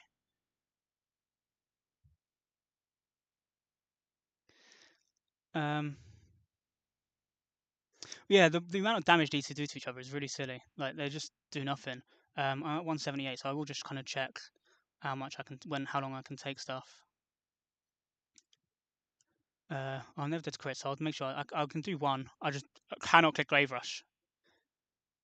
Because it's only these two left now, isn't it? Because you're dead. Yeah. So I mean, whenever an X-Fire comes in, I just switch to Golok. So the HP ranges don't matter now as long as I'm never dead to crits, because I can always just switch to Golok when an X-Fire comes in. Okay. So I will probably just want to count the Slush Rush turns, just so I'm prepared for that. So that was one.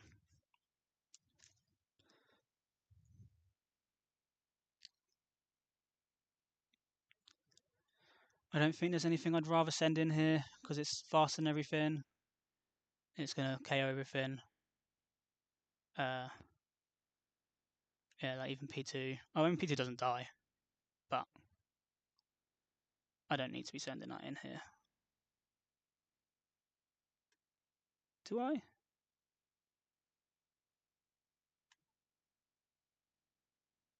Oh, it would always be Ice Hammer again. That's really funny. Okay, that's fine.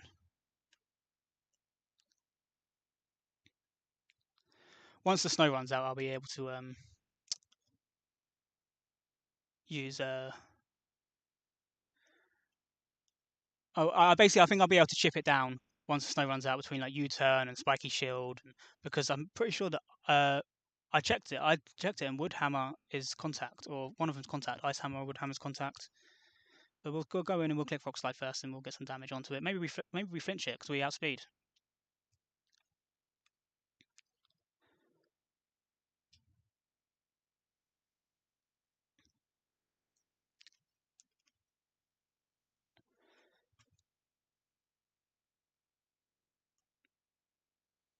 Go on, give me a flinch backs. Ah, okay. Right. So now let's check these ranges. 85. It's not guaranteed. Nothing else sees it, so it is Ice Hammer. That was turn 2. I think I'm going to go to stack attacker and then bait. I've lost my pen again. Stack attacker and bait.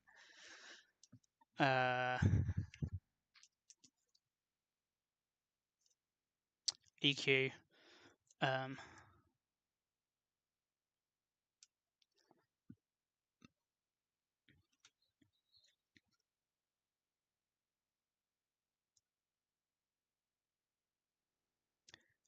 yeah, that's fine. That was free. So now it's always EQ. It sees the KO with it. It's always EQ. I switch to Ogre on EQ.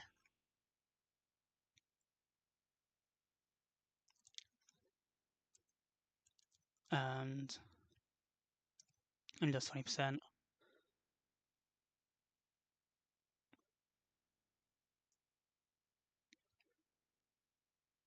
Obviously, most of my team is full health, so I've got the tools here. I just need to slow it down, just hold it. It's 4. So I click Spiky Shield on this one.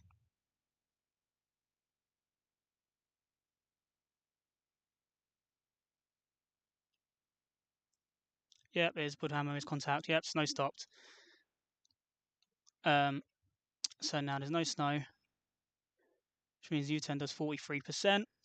And it's always clicking Woodhammer into me. It doesn't see a KO, but there's actually not the overlapping roll on that one. So on Woodhammer, I could go to Toga Kiss. Oh, it's going to get a little bit awkward. I basically just have to get Ogre back in at some point, don't I? Because I won't die to EQ plus Ice Shard unless there's a crit somewhere. Okay.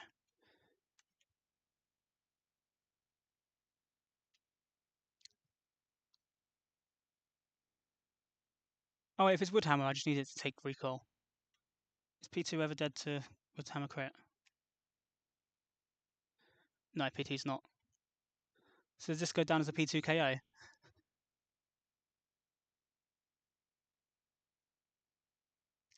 I think this goes down as a P2 KO. It didn't get any KOs before coming to V4. P2 technically got the final blow. And now all that's left is Electivire. And again, we just always switch to Golurks.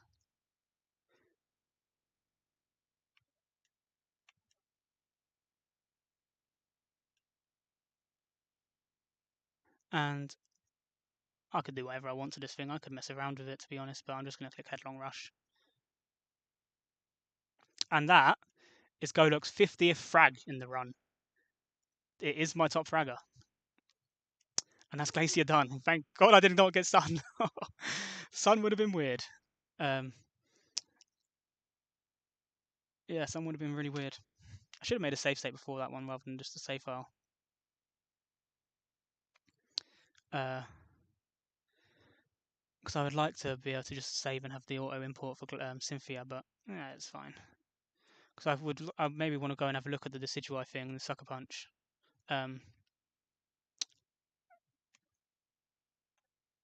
So yeah, let me save state here, and then I can just run this off of save states. All these save states, the old ones from last run, and bug testing stuff. Okay. Alright, so I need to remember off Cynthia, no Pokeball. Yeah, Golurk has been really, really good. It's been the the attack stat is good. Like 124 is good, but Iron Fist Headlong Rush is it's ridiculous. It's it's a one like oh yeah, it's crazy. Nothing gets it in vanilla with Iron Fist. It's ground type close combat which gets boosted. Like imagine close combat got Iron Fist boosted. It's that like yeah. Okay, so I just need to remember after Cynthia, no Nuzvile. I might even disable the thing quickly. I don't need to use it anymore. Let me go onto my controls and stop myself from ever using it.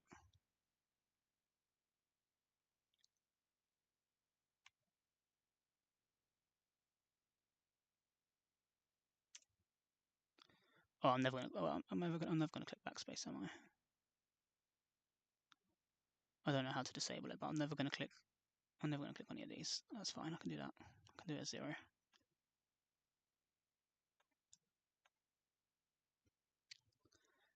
So let me just check it's there.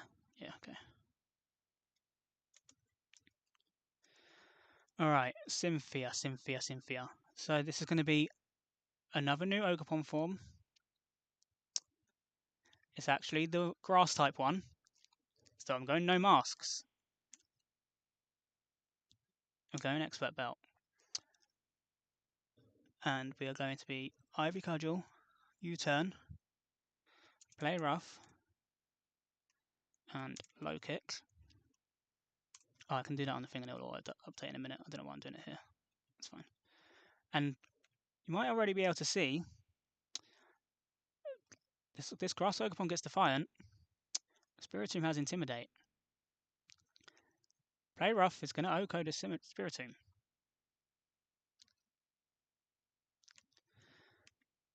Which is actually, I think, relatively rare for something to just do, unless you had something really strong. Like, I mean, Intimidate makes it hard. I'm pretty sure Togekiss wouldn't do it.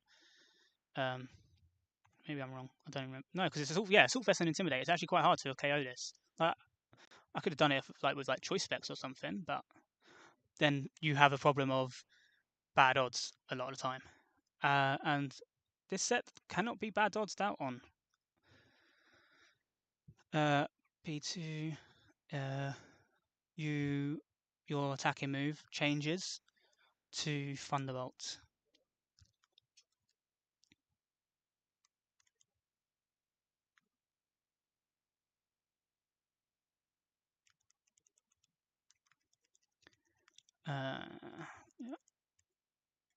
And your ability changes to Trace again,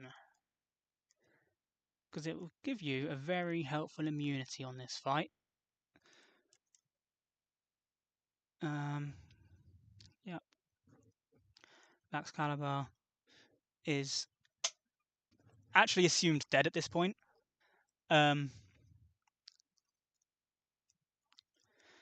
So it probably doesn't see any more action. It was mainly here for Glacier. Because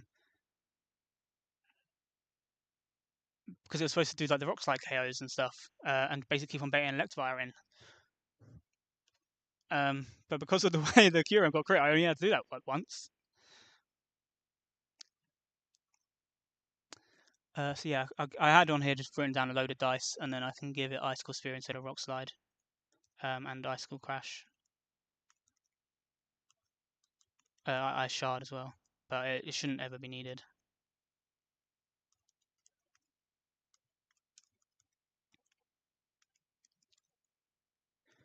To be honest, I don't even know what it would be. I think it can potentially switch into Cramorant or Heatran and do some stuff if a bad odds line was to happen or something, but I don't even think I have bad odds on this.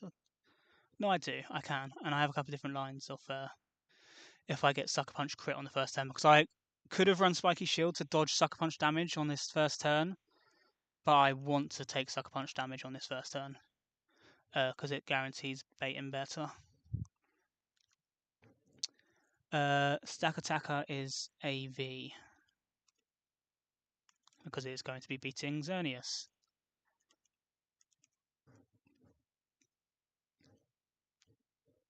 And I want Stone Edge apparently for some bad odds stuff instead of a Rock Slide because I never click in those moves anyway. They're so weak. They're just there for, I don't know. I mean, I don't even think I've clicked an attack with Stack Attacker yet.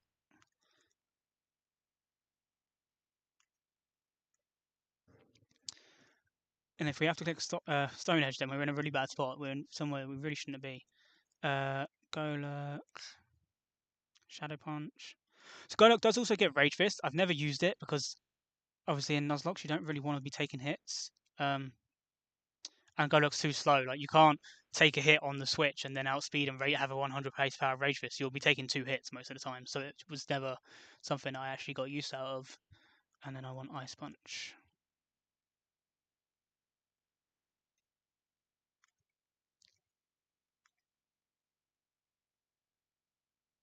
Okay. And you're going to be Choice Band here.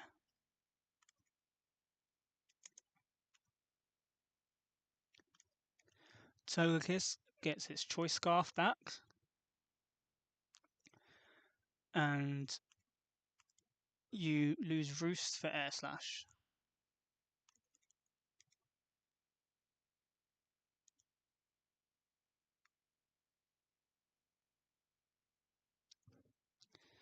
Right, Modest Scarf. Yep, H power. Yep.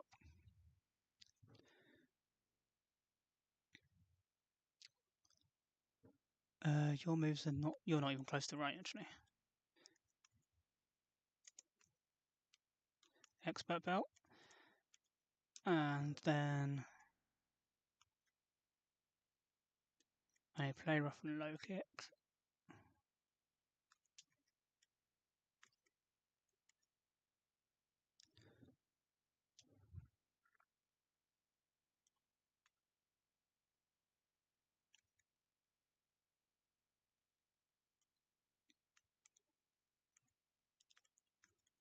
Okay, Expert Belt, Defiant, low kick, Ivy Cudgel, play rough U-turn. Yeah.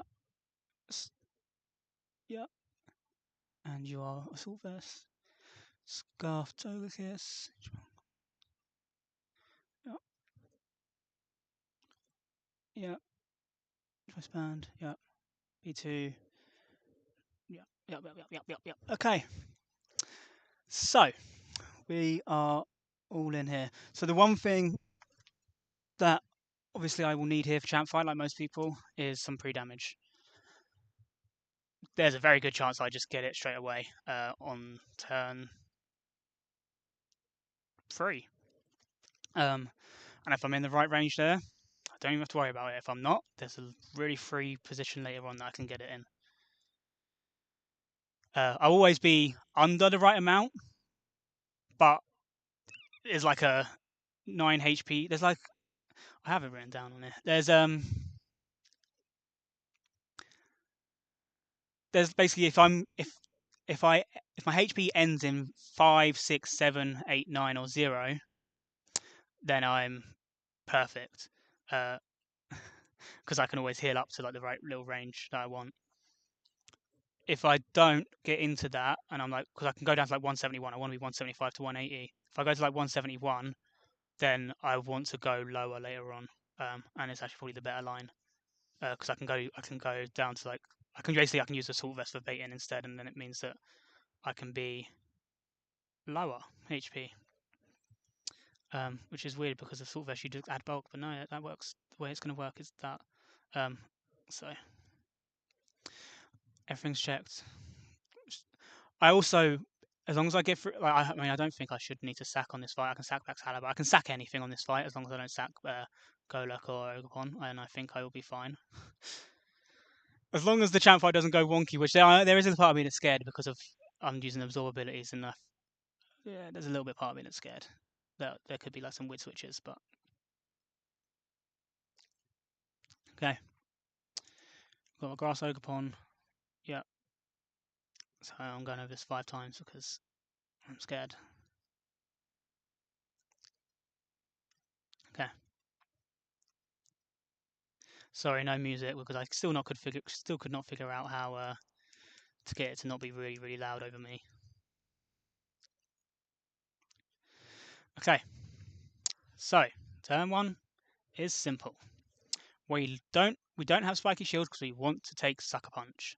We go to +1 off Defiant. Play rough, always KOs. I show fast to a KO or Oko to everything in the back.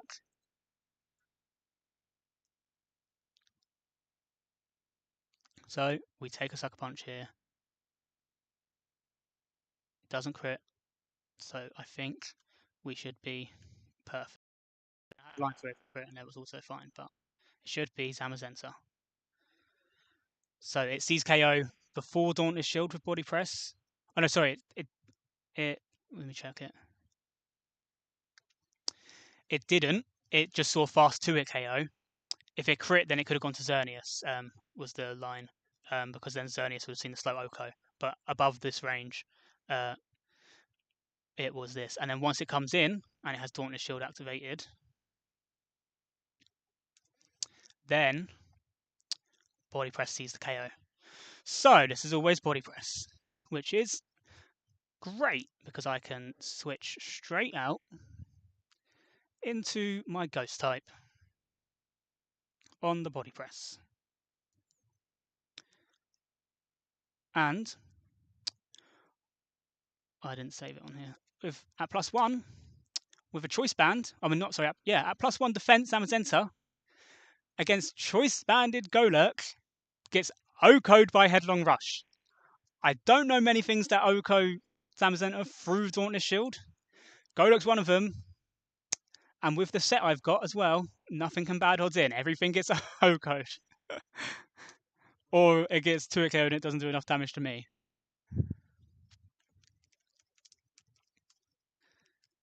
Obviously, that's before I click this move. Once I click it, it changes. And this Behemoth Bash can put me into the perfect range. This should just be all the... it should all be what I need for pre-damage. But let's see.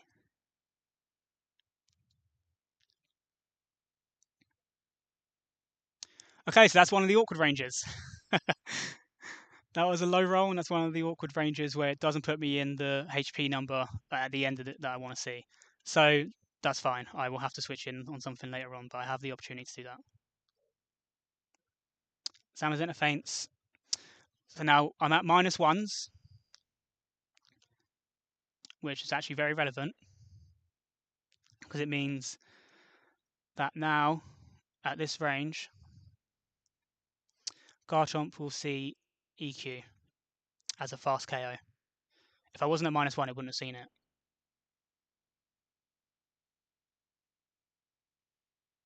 Nice. And Garchomp, obviously, it's always clicking EQ here. Because I think, is it guaranteed? Yeah, it's guaranteed EQ. And there's a Pokemon here that I have that kind of shits all over Garchomp.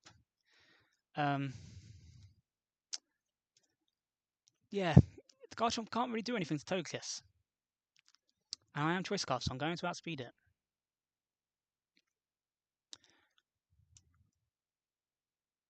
And once it Megas, I don't show an OHKO either, so there's never any chance of bad odds. I mean, yeah, no, because it has Stone Edge again. It won't bad odds on this turn because it has a super effective move. So yeah, that was EQ. So we encore.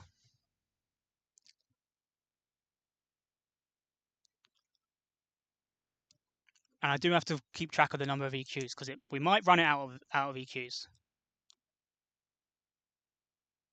That's 2. So now I have to switch. It has to switch. This is the same as earlier on. It goes to type matchup and super effective move, which will be Heatran. So this gives me a free switch in, which I am going to go with through to Ogerpon first, because then I will always be baiting Flamethrower, and I get to pop the balloon. I get to U-turn out and pop the balloon. Yeah, I've written it down. Thank you as well. I'm pretty sure at some point we are going to run it out of EQs. And it should be Heatran. Yes, okay. So I'm faster. It will see a KO, so it wants to stay in. I get to U-turn out, pop the balloon, which might not be relevant. Might be relevant. It shouldn't be relevant. And baiting Flamethrower, we're going to trace P2. And we trace the Flash Fire. Obviously the boost doesn't matter, but the damage is so much nicer to not have to worry about that. And I'm Thunderbolt. So here, all I'm trying to do is set up Golurk switching in and being able to KO. So at the moment, if I was to switch into Golurk, I can teleport. I could get hit by Will-O-Wisp if it wants to do that. I could get Flamethrower and it could get burned. I don't remember if it Will-O-Wisps if you don't have a physical move. But P2 is basically just going to be able to sit on this. It's taking 30%. I can recover off stuff. If I get multiple Spadef drops, oh yeah, it might be annoying, but I've got a lot of time here. So the first thing I'm actually going to do is Thunder Wave. Again, I should have multiple turns of doing this because of the way recovery is here. If I get Spadef drop turn 1, yeah, that could be annoying. Okay, hopefully I hit this then. Okay, I hit this, so we're fine. I will recover once. Actually, will I even recover once? No, I won't recover once now because I Took the Goddess for Death drop. So it's not worth recovering because I'm going to take more damage. Oh no, wait, no, hold on. What? Oh, I need to check how much crit does because I'm supposed to be teleporting here. How much does crit flash kind of do? It's -1. Okay, it does 172. Okay, yeah, I can just do that. I could potentially recover until I get like a full power out and then teleport, but that's super risky. P2 would have come in later on if I had enough HP. It doesn't have to though. Basically it's a backup against Cranman, but I have Excalibur alive, so it's fine. Um, yeah, I'm just going to teleport here because I'm not dead to crit.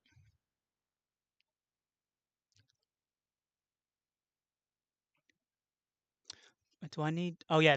Do I need Golok HP? Let me just check. 'Cause if I don't need Golok, oh no, Golok's already taken stuff. I don't. Yeah, no, I need it to. Oh, hold on. Sorry. I'm not. Oh no, I'm dead to crits. Okay, yeah. No, I want to teleport. Could have been a way to get that pre-damage, but yeah. That's what I was thinking about. I was like, oh, can I get the pre-damage here? But if I'm dead to crit, it's not worth the risk. I can do it later on Garchomp because once it's out of EQs, it'll have to click Stone Edge, and I can get it then. And Stone Edge is like 10%. So, um, okay, yeah. So now this is free Golok KO because Golok outspeeds after when it's paralyzed. I could have clicked Headlong Rush, but at this HP range, um, it just adds a little bit of. It could add a bit of weirdness on Garchomp's moves. I mean, I don't think it does. But basically, I just want Garchomp to come back in and click EQ, and we know it does that. Um, now that it's Mega evolved, I'm pretty sure I don't need to click Headlong Rush. It has popped the balloon, but yeah, 177 it sees on EQ. So just make sure that it can't click anything weird. I don't know why that never actually sticks for me. Anyway, yeah, 177. So Garchomp will come in after this, no matter what I use.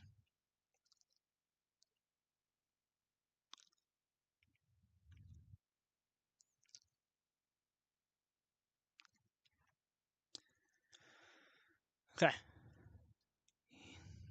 So, yep, same as before. Now that it's Mega, it just sees it without the defense drops, and it will always click EQ. We go into Togekiss. We write down that it used another EQ. We click Encore. It uses another EQ. And this time, there is no type matchup or anything. There's nothing like that wins the. There's nothing like. There's no super effect. There's no good type matchup. There's nothing like. So it just goes to the next kind of generic checks, which would be defensive matchup. Because I'm locked into Encore, it's literally just the next thing in the party. Because I don't do anything. Um, so this would have come up on Phoebe if it had gone in the way the order I'd expected it to, and Dragapult had gone out. But it should just go into Cramorant because it's first in the party because Hit Spiritomb and Heatran are KO'd. Which means on Cramorant, I switch to Ogerpon because I want to break the sash. Oh, actually, yeah, no, this is going to be a little bit annoying. So I was going to go to P2 on Air Slash. P2 is going to be too weak now because of the Flash Cannons for Death Drop. But I do have Baxcalibur alive. So am I still doing it like this? Because Baxcalibur does how much damage?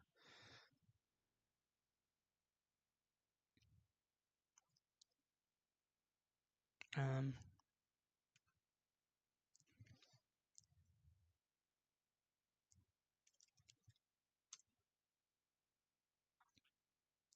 okay, so I actually just go to Baxcalibur and I don't get flinched and I win. I mean, it's not as simple as that. I could then bad odds into Xerneas, I guess. I won't on a turn that it has Focus Sash. So I skip the Ogerpon here. I skip the Ogerpon switch in and I just go straight to Baxcalibur. I Glaive Rush and I Ice Shard.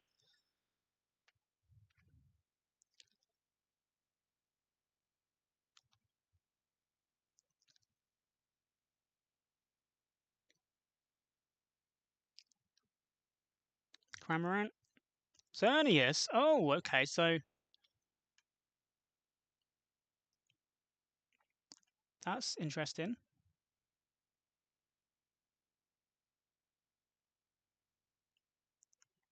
I don't know why it didn't go to Cramorant. Maybe does it do a damage check instead because of I was on-call locked and it didn't have a thing? I thought it was just defensive check and they both take the same number of hits, so it goes first in the party. But okay. Um, against Vax Caliber, what is Xerneas doing? I mean, I have a pretty hard counter in Stack Attacker, so it shouldn't be a problem. It's going to click. It's going to click Moonblast because it sees the fast KO, uh, which is what I would have had later on. Or yeah, I think. Oh no, I would have had a free switch later on, but this is going to be fine. I can sack so much if this does end up going off script, but yeah, Stack Attacker against Moonblast. When I have my Assault Vest equipped, it's 25%. And Gyro Ball always good KOs.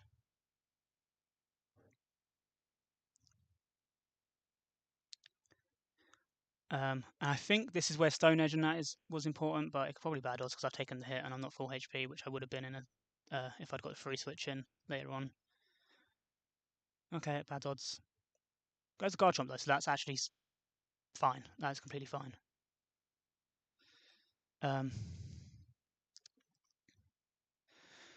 I'm pretty sure this is going to be EQ. Yep. So we go to Togekiss, we write down that it's clicked 5 EQs. And we're going to Encore and it's going to click a Sith one.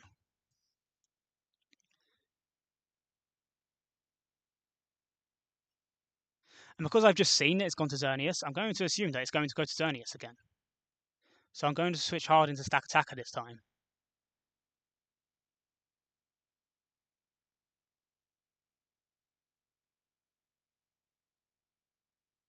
I did just click Encore, didn't I? Yeah.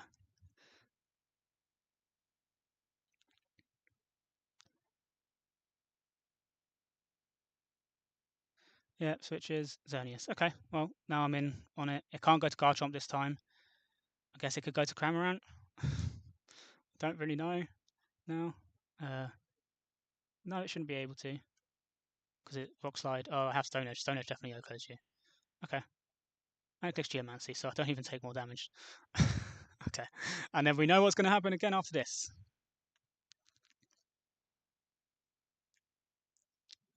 It's going to be Garchomp. It's going to be EQ.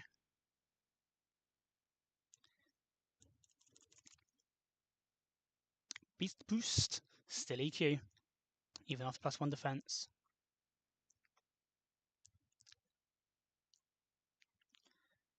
So we go to Togekiss. Click Encore. That is 7 EQs. Click Encore. And we do click Encore here because Garchomp is something I can take the damage on. So I want it to be able to come back in at some point. I want it to be able to click Stone Edge at some point. But as the last one, because then it's safer. So there's less risk there. Encore. Encore. Yeah, Encore. And that is 8 Earthquakes.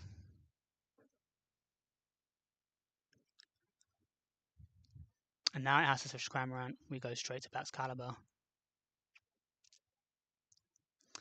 Oh, this is actually going to make it click Scale Shot, isn't it? Oh no, but then if I don't Encore it, it's going to click Stone Edge. Yeah, we're good. We're good here.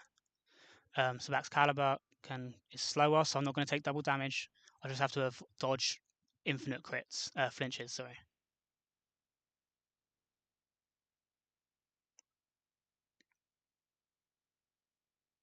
There's one.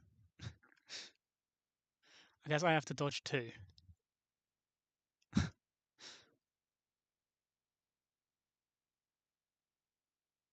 There you go. And then Eyeshard picks it up.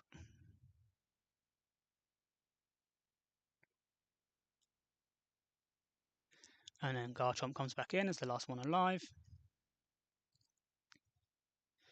At 148. It's never Stone Edge because of accuracy. it's 50-50 EQ scale shot. I can go to Togekiss. It's scale shot. So now here it actually hasn't run out of EQs yet. It wants to click Stone Edge against Togekiss. So this is where I need to get my pre-damage. I need to get a little bit more because I didn't hit the right end last single digit number. So it wants to click Stone Edge here because it's dead. So it just has to click Stone Edge. So I switch to Golurk.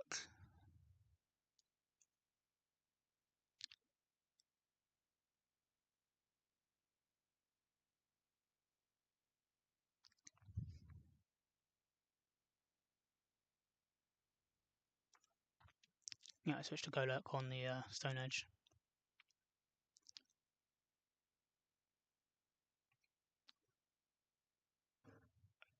And that is absolutely perfect.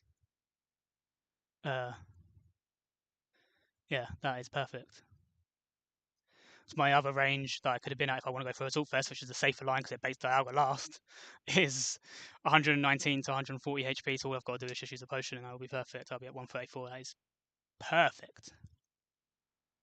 Okay. So it should again now be. It should be EQ because Scale Shot for the move damage, comparing moves to KO damage, it should only see 2 hits. It should look at the minimum when it's comparing moves to KO. So it should be EQ again. But I mean, it doesn't actually matter. It's never Stone Edge. Yeah, that's 9. We didn't run it out because at this point we just click Moonblast. We don't have to encore anymore. We can put her out of her misery. And we made it the champ fight. I can't Pokeball because I've put it on some random keybind.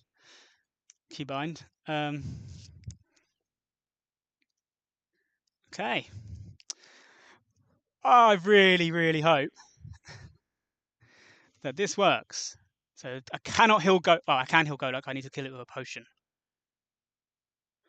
And I need to use max elixirs. Well, probably don't even need to use max elixirs, but I will use max elixirs. Let me find a potion first. I need to. I don't have any potions. I've got orange berries.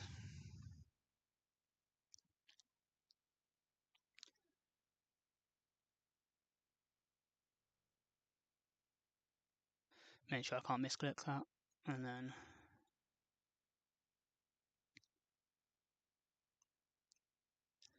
Not Golurk. Not Golurk. Not Golurk. I should have flexed and gone in with everything at low HP.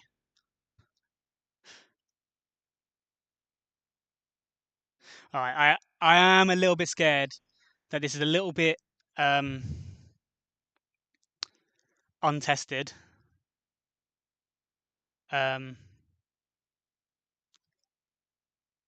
And I feel like it might hard switch stuff out.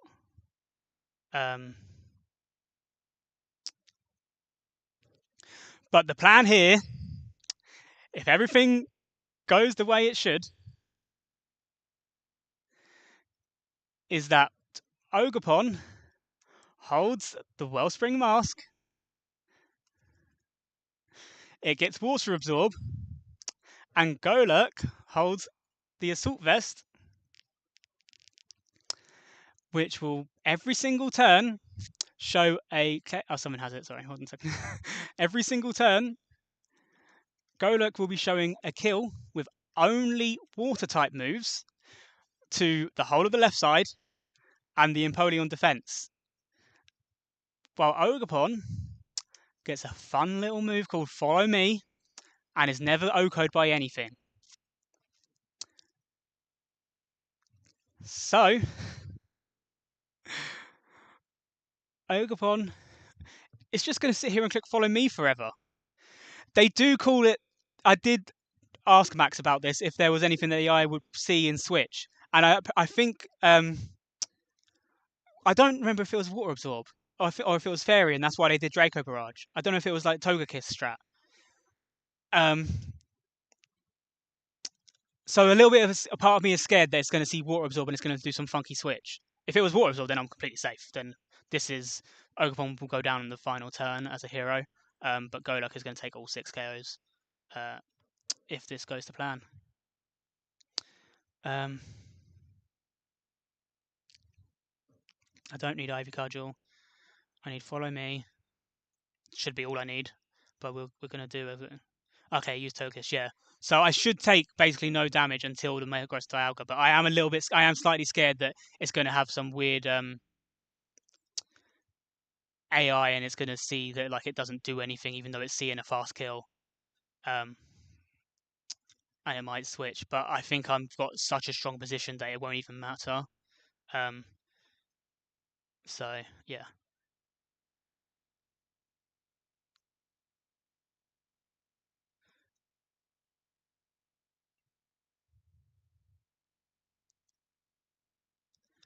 Um, I'm going to PP max.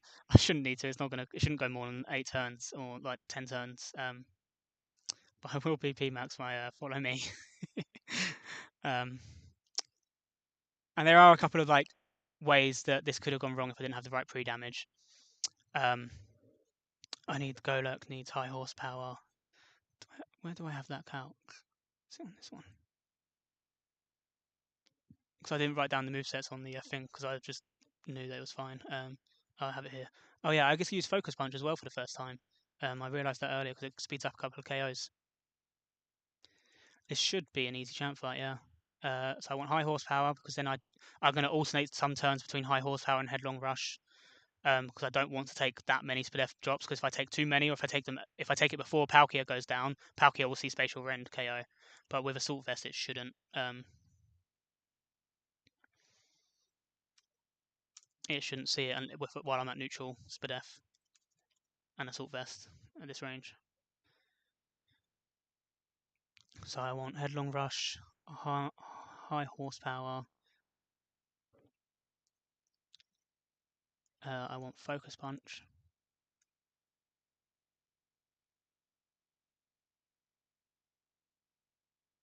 Because it's stronger than Hammer Arm and it speeds up one of the KOs. And I want Shadow Sneak because I might miss a couple of ranges and it just makes it easier than having to do an extra Follow Me.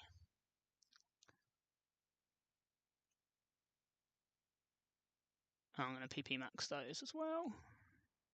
I don't even know what I'm doing with the rest of the team on this.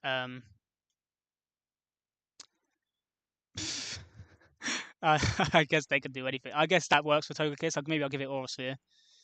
Uh, they can do anything. Oh, that's kind of cool. Maybe Ogerpon ends up going down to Follow Me's, and I can just click after you with Togekiss onto Golurk, so Golurk gets to move first. I'll do that just for the fun of it.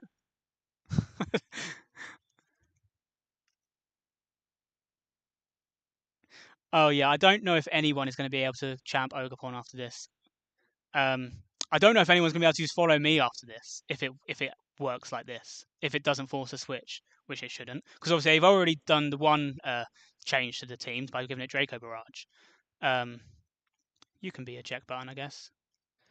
But I don't think they'll want to make any other changes because the one I joked about was that Empoleon's going to have to learn Snipe Shot. But this might get some stuff banned. I'll go analytics, and your items are fine. Your moves are fine. I'll give it Shadow Ball as well. I don't need to. Uh, this is literally just winging it. This shouldn't even be relevant. Half of these. This run, the stars aligned. I got both. I got the E4 teams I wanted. I got the encounters that I somehow like just dreamt of. Should be fine. And yeah, you can be loaded dice, sure. It's not going to make a difference, I don't think.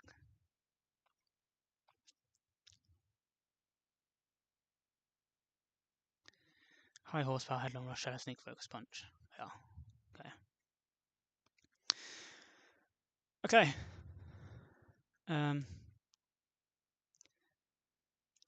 I'll save state this one.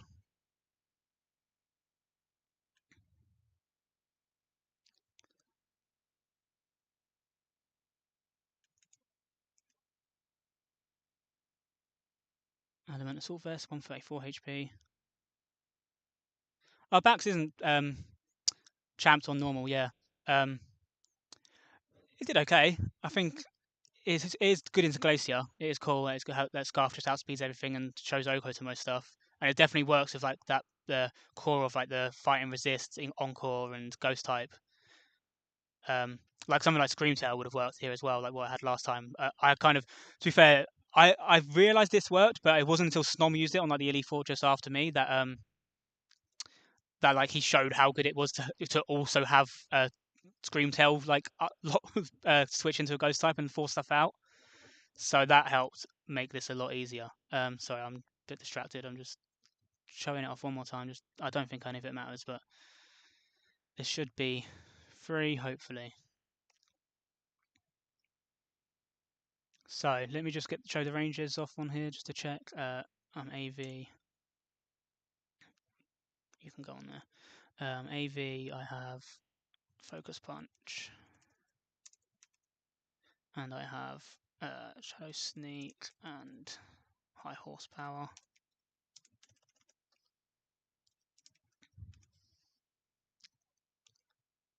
Oh yeah, I didn't actually end up clicking Glaive Rush once either. It was there to deal damage. Oh no, I clicked it once on Cramorant, but I was really afraid of the because a lot of time I was choiced, or at least the main fight I was using it, I was choiced, and I was scared that I would mess up with like some kind of switching stuff. But if you do click Ice Shot straight afterwards, it goes back to normal damage, so it's quite cool. I would have been fine after that anyway. So yeah, Dialga. By the time it comes in, it'll be seeing that. So let me just double check these first ones. I'm at 134 HP. These are the most important turns. Liquidation always sees a KO, it doesn't see it of anything else. The Empoleon D sees a KO with Scald. It goes up to 140. Does it also see it with Flip Turn? It doesn't, but it doesn't matter because it's going to Water Absorb anyway. So those ones will see it. Palkia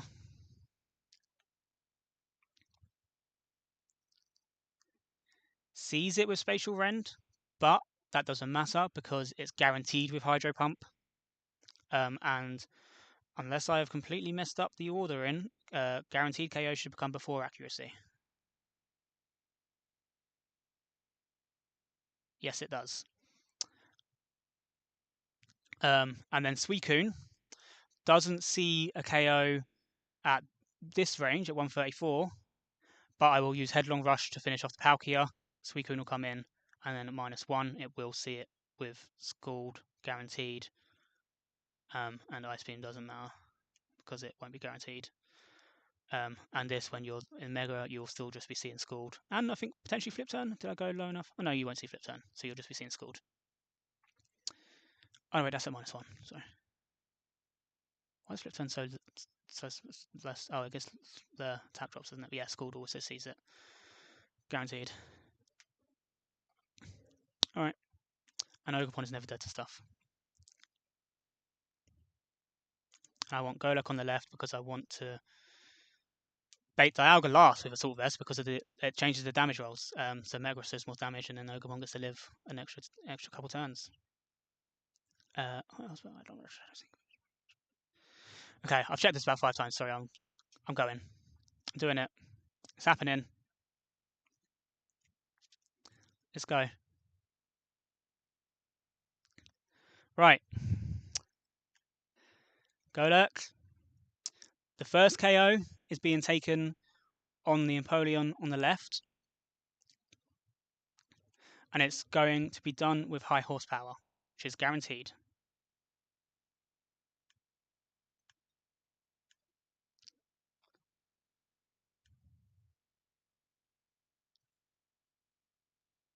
And Ogerpon is going to click Follow Me. Oh, please don't do any wonky shit. Oh, please, this will be so funny.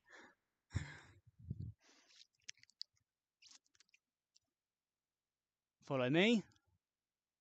Liquidation, Water Absorb, High Horsepower, KO. 1. Scald, Water Absorb. Now, this is the turn where I think if it was going to do something wonky, it would do something wonky. But they should still be seeing KOs. So, there's nothing that says that they should switch. So against Palkia, again, it's always Hydro Pump. I get to click Focus Punch on the first turn, so that I don't show it Spatial Rend guaranteed, because if I clicked Headlong Rush twice, it would have. And then on the second turn, it will be the other move. There's no switch! There's no switch! Follow me! Hydro Pump! Scald! Focus Punch! 45%! Golurk crits! Golurk wants it! I still have to hit KO with Headlong Rush so Suicune sees the KO. Golurk is showing off. Headlong Rush puts me up -1 for death. Suicune will see Scald. KO. It wouldn't if I wasn't. Ogerpon, you click follow me again. Go on, have them all follow you. Take all those water moves. Oh, Palkia, you are awful. That is a skill issue. You missed the Hydro Pump. That is a skill issue. Empoleon, give me more water. Ogerpon's thirsty. Golurk against Suicune. I'm at -1s now. At -1s, Empoleon, I will double check, should not see KO with Flash Cannon guaranteed. Scald, guaranteed. Empoleon still is only seeing KO guaranteed with Scald. Or now Flip Turn. It will want a Flip Turn. It wants to get out of there. But Ogerpon says no. Ogerpon's saying no to this. You cannot switch out here. So what we're going to do against Suicune is we're going to Focus Punch it. Because we're not taking any damage. We'll just click and follow me. Suicune Scald. Empoleon Flip Turn. Yeah, stay in. Focus Punch does over 50%. That was a high roll. It gets leftovers. So I had Shadow Sneak to finish it off. I had Headlong Rush to finish it off. The fact that it's in yellow HP means that I can actually just KO it on this turn. I don't want to click Headlong Rush yet. I want the Metagross to see me at -1. So I'll just click Focus Punch again. Got a pretty good roll, so it's going to KO. I think I pretty much max rolled. It should KO. And Ogerpon clicks follow me.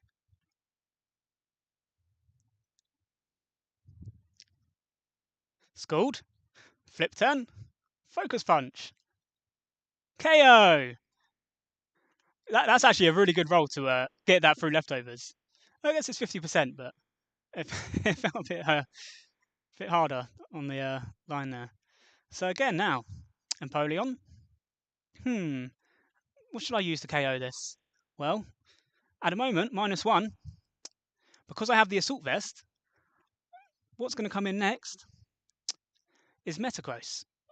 Because Dialga, as its 9th roll, sees 230 with Ice Beam.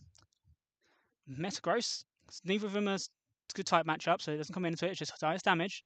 Metagross has 282 Ice Punch, and it's the only move that KOs there.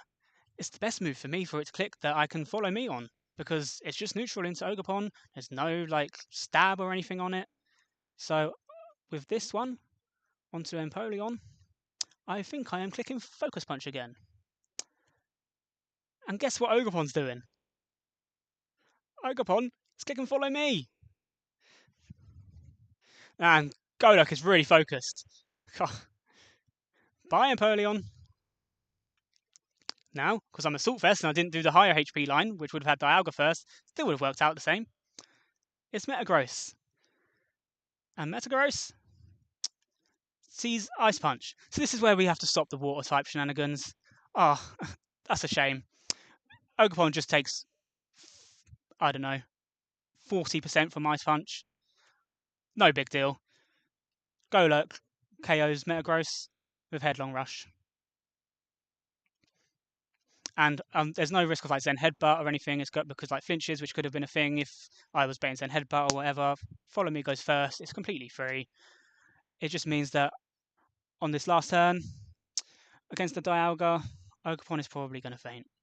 And there's not really, I think, anything I can do about it unless I wanted to be a bit of a sweat and switch around to get Deathless, but I don't think it's ever worth it. I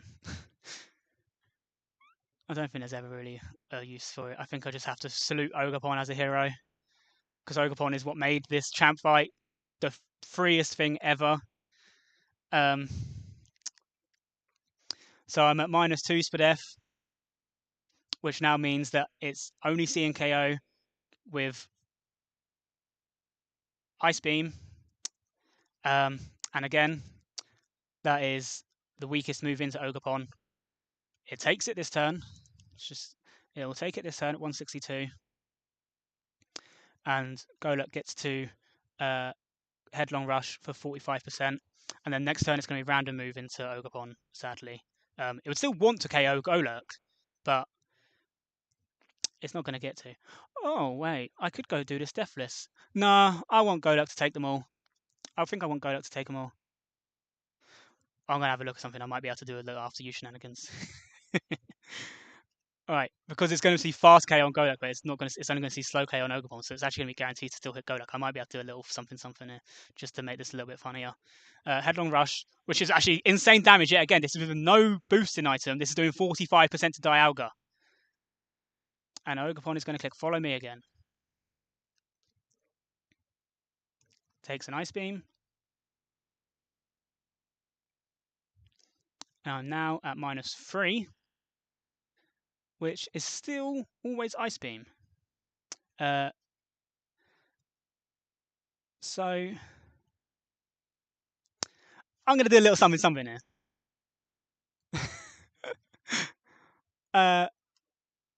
I might miss a roll, which would be a bit funny.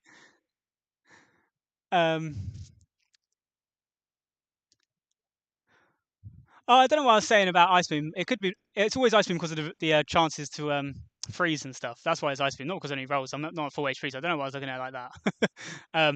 I didn't need to Headlong Rush or anything. I would have carried away myself there. But I'm going to have a look because I got the eject button on Stack Attacker. So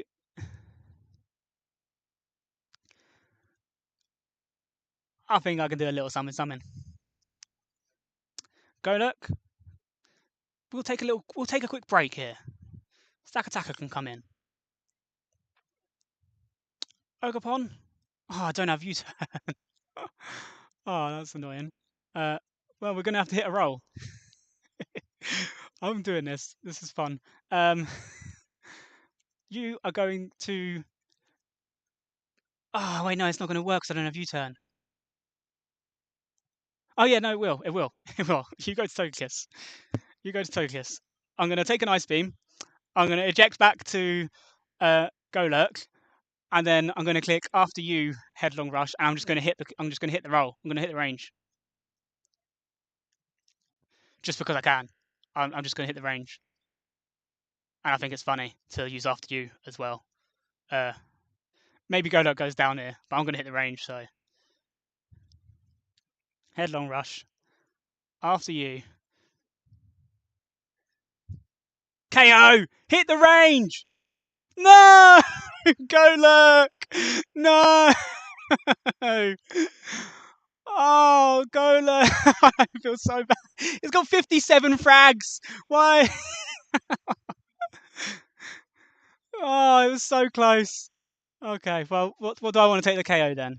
Who deserves it? I think Ogerpon deserves it. I don't even need to do after you with Ogerpon. I've got low kick, which will do it. But yeah, 07's Golurk. You were the GOAT. But you just couldn't lock in for that final range. What was it, like a 50% probably? I guess I hit the one on the Suicune, didn't I? It's not. No, sorry, that's the wrong one. Yeah, it's about 56%. Ugh. If I had U-turn, I would have got it, but I didn't have U-turn because I was a little bit scared of stuff. But Ogerpon can low kick. I'll after you just because Togekiss would outspeed me otherwise. And we did it! We did it!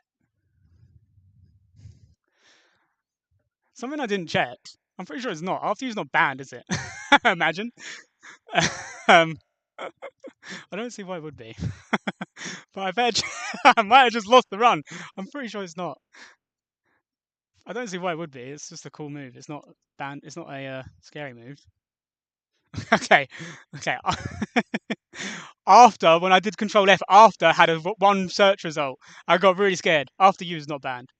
Fine. Imagine. Thank you. That was cool. That was fun. I guess I should update the death total for Golurk. It cannot be forgotten. It's 5 deaths for the run. It's 1 for E4. I probably could have still made that riskless if I deathless if I had really wanted to, but I wanted Golurk to hit that range. I could have just done that switch and low kicked twice, and it would have done it. But I wanted it to be Golurk off of the after you. That would have been fun.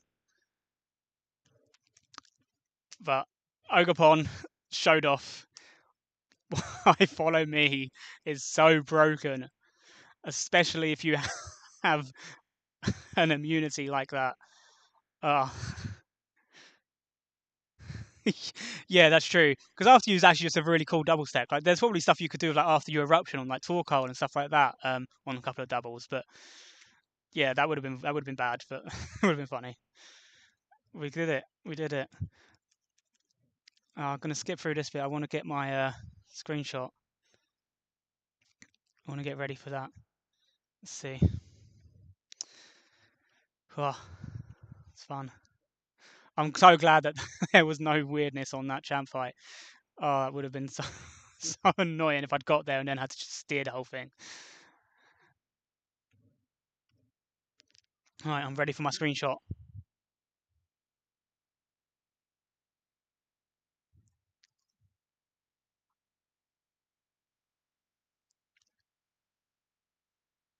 All right, I might not be able to get it actually. There's Golurk, the goat. Zogapon. Yeah, I don't think. Togekiss, which literally only came 44. Stack Attacker, I think it took 1 KO. It only clicked an attack once. End up between the Jack Bun bot. P2, the goat, got the Sydney sweep. And Bax Caliber. No Mega E4 as well. I've definitely missed that screenshot, but I'll get it in a minute. I'll get it afterwards.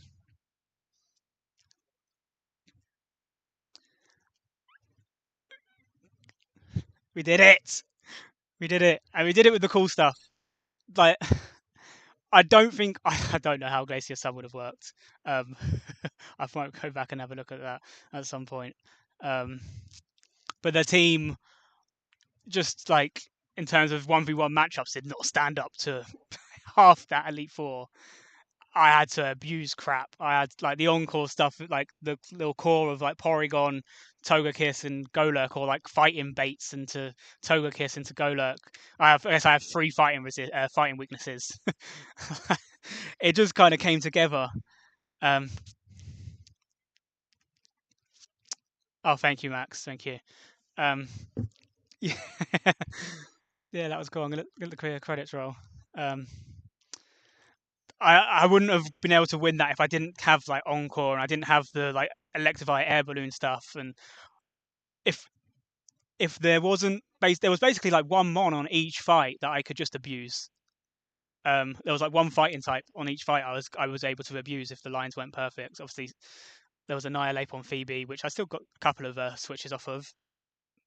There was Electivire, potentially Decidueye if it worked. I might have been able to steer back to it if it didn't work the first time. And then Garchomp got completely abused. Togekiss is actually kind of broken, it turns out.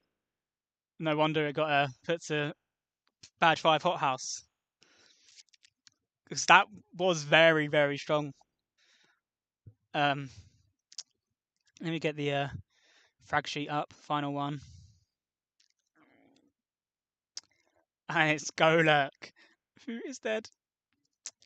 Who destroyed the Elite Four. Look at that. Oh my god. Is that 15? I know, sorry, I can't count. 7, 9, 14. It could have had 15 if it hit the range. We've got Swanner there as well, who was kind of early game. Well, actually mid game. Mid game is where it really came online.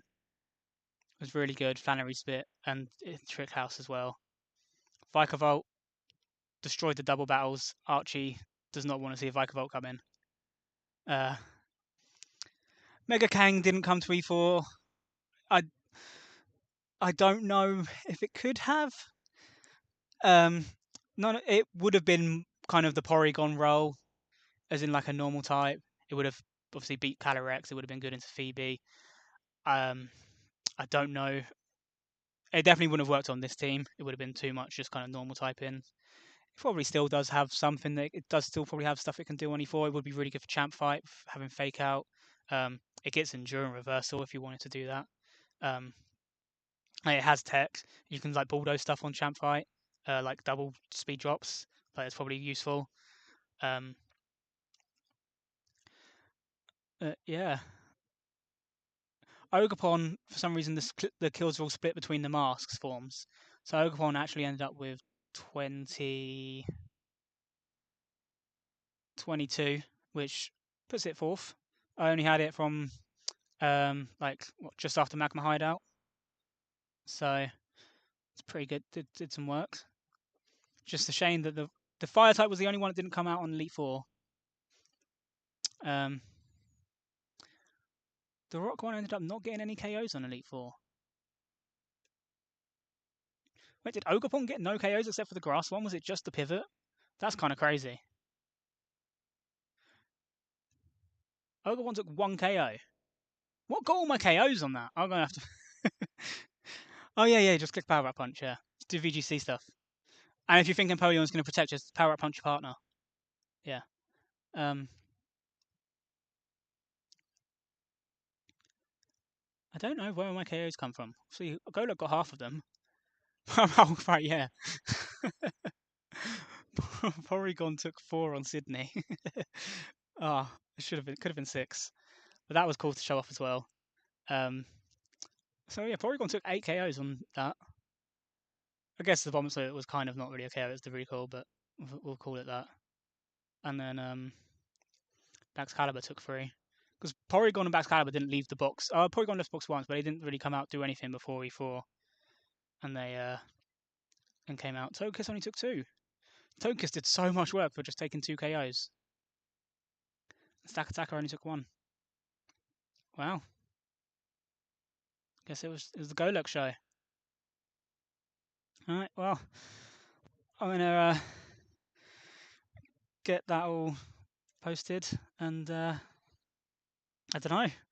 I don't know what I'll do next. I might play ZA. I might buy ZA and get into that a bit and do a run of that, and then maybe I'll come back and see what a new game plus plus would look like, because I think I love this game. It's very very addicting. I think the E4 and the I just really like the whole gameplay loop of like bad odds and stuff. I think it's really rewarding the way you can plan certain fights and kind of find just random moves on your movesets that you've never thought of having on there. Like some of the moves that you use are silly, but it's cool. And it might actually be a good challenge. Lucid, I don't know if I can do Lucid.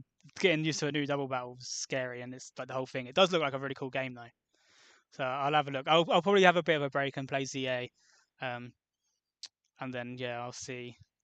And maybe I'll look into Lucid. Um, but thank you guys for watching. Thank you for like the good luck messages and everything. I'm glad that worked. Go look, or go.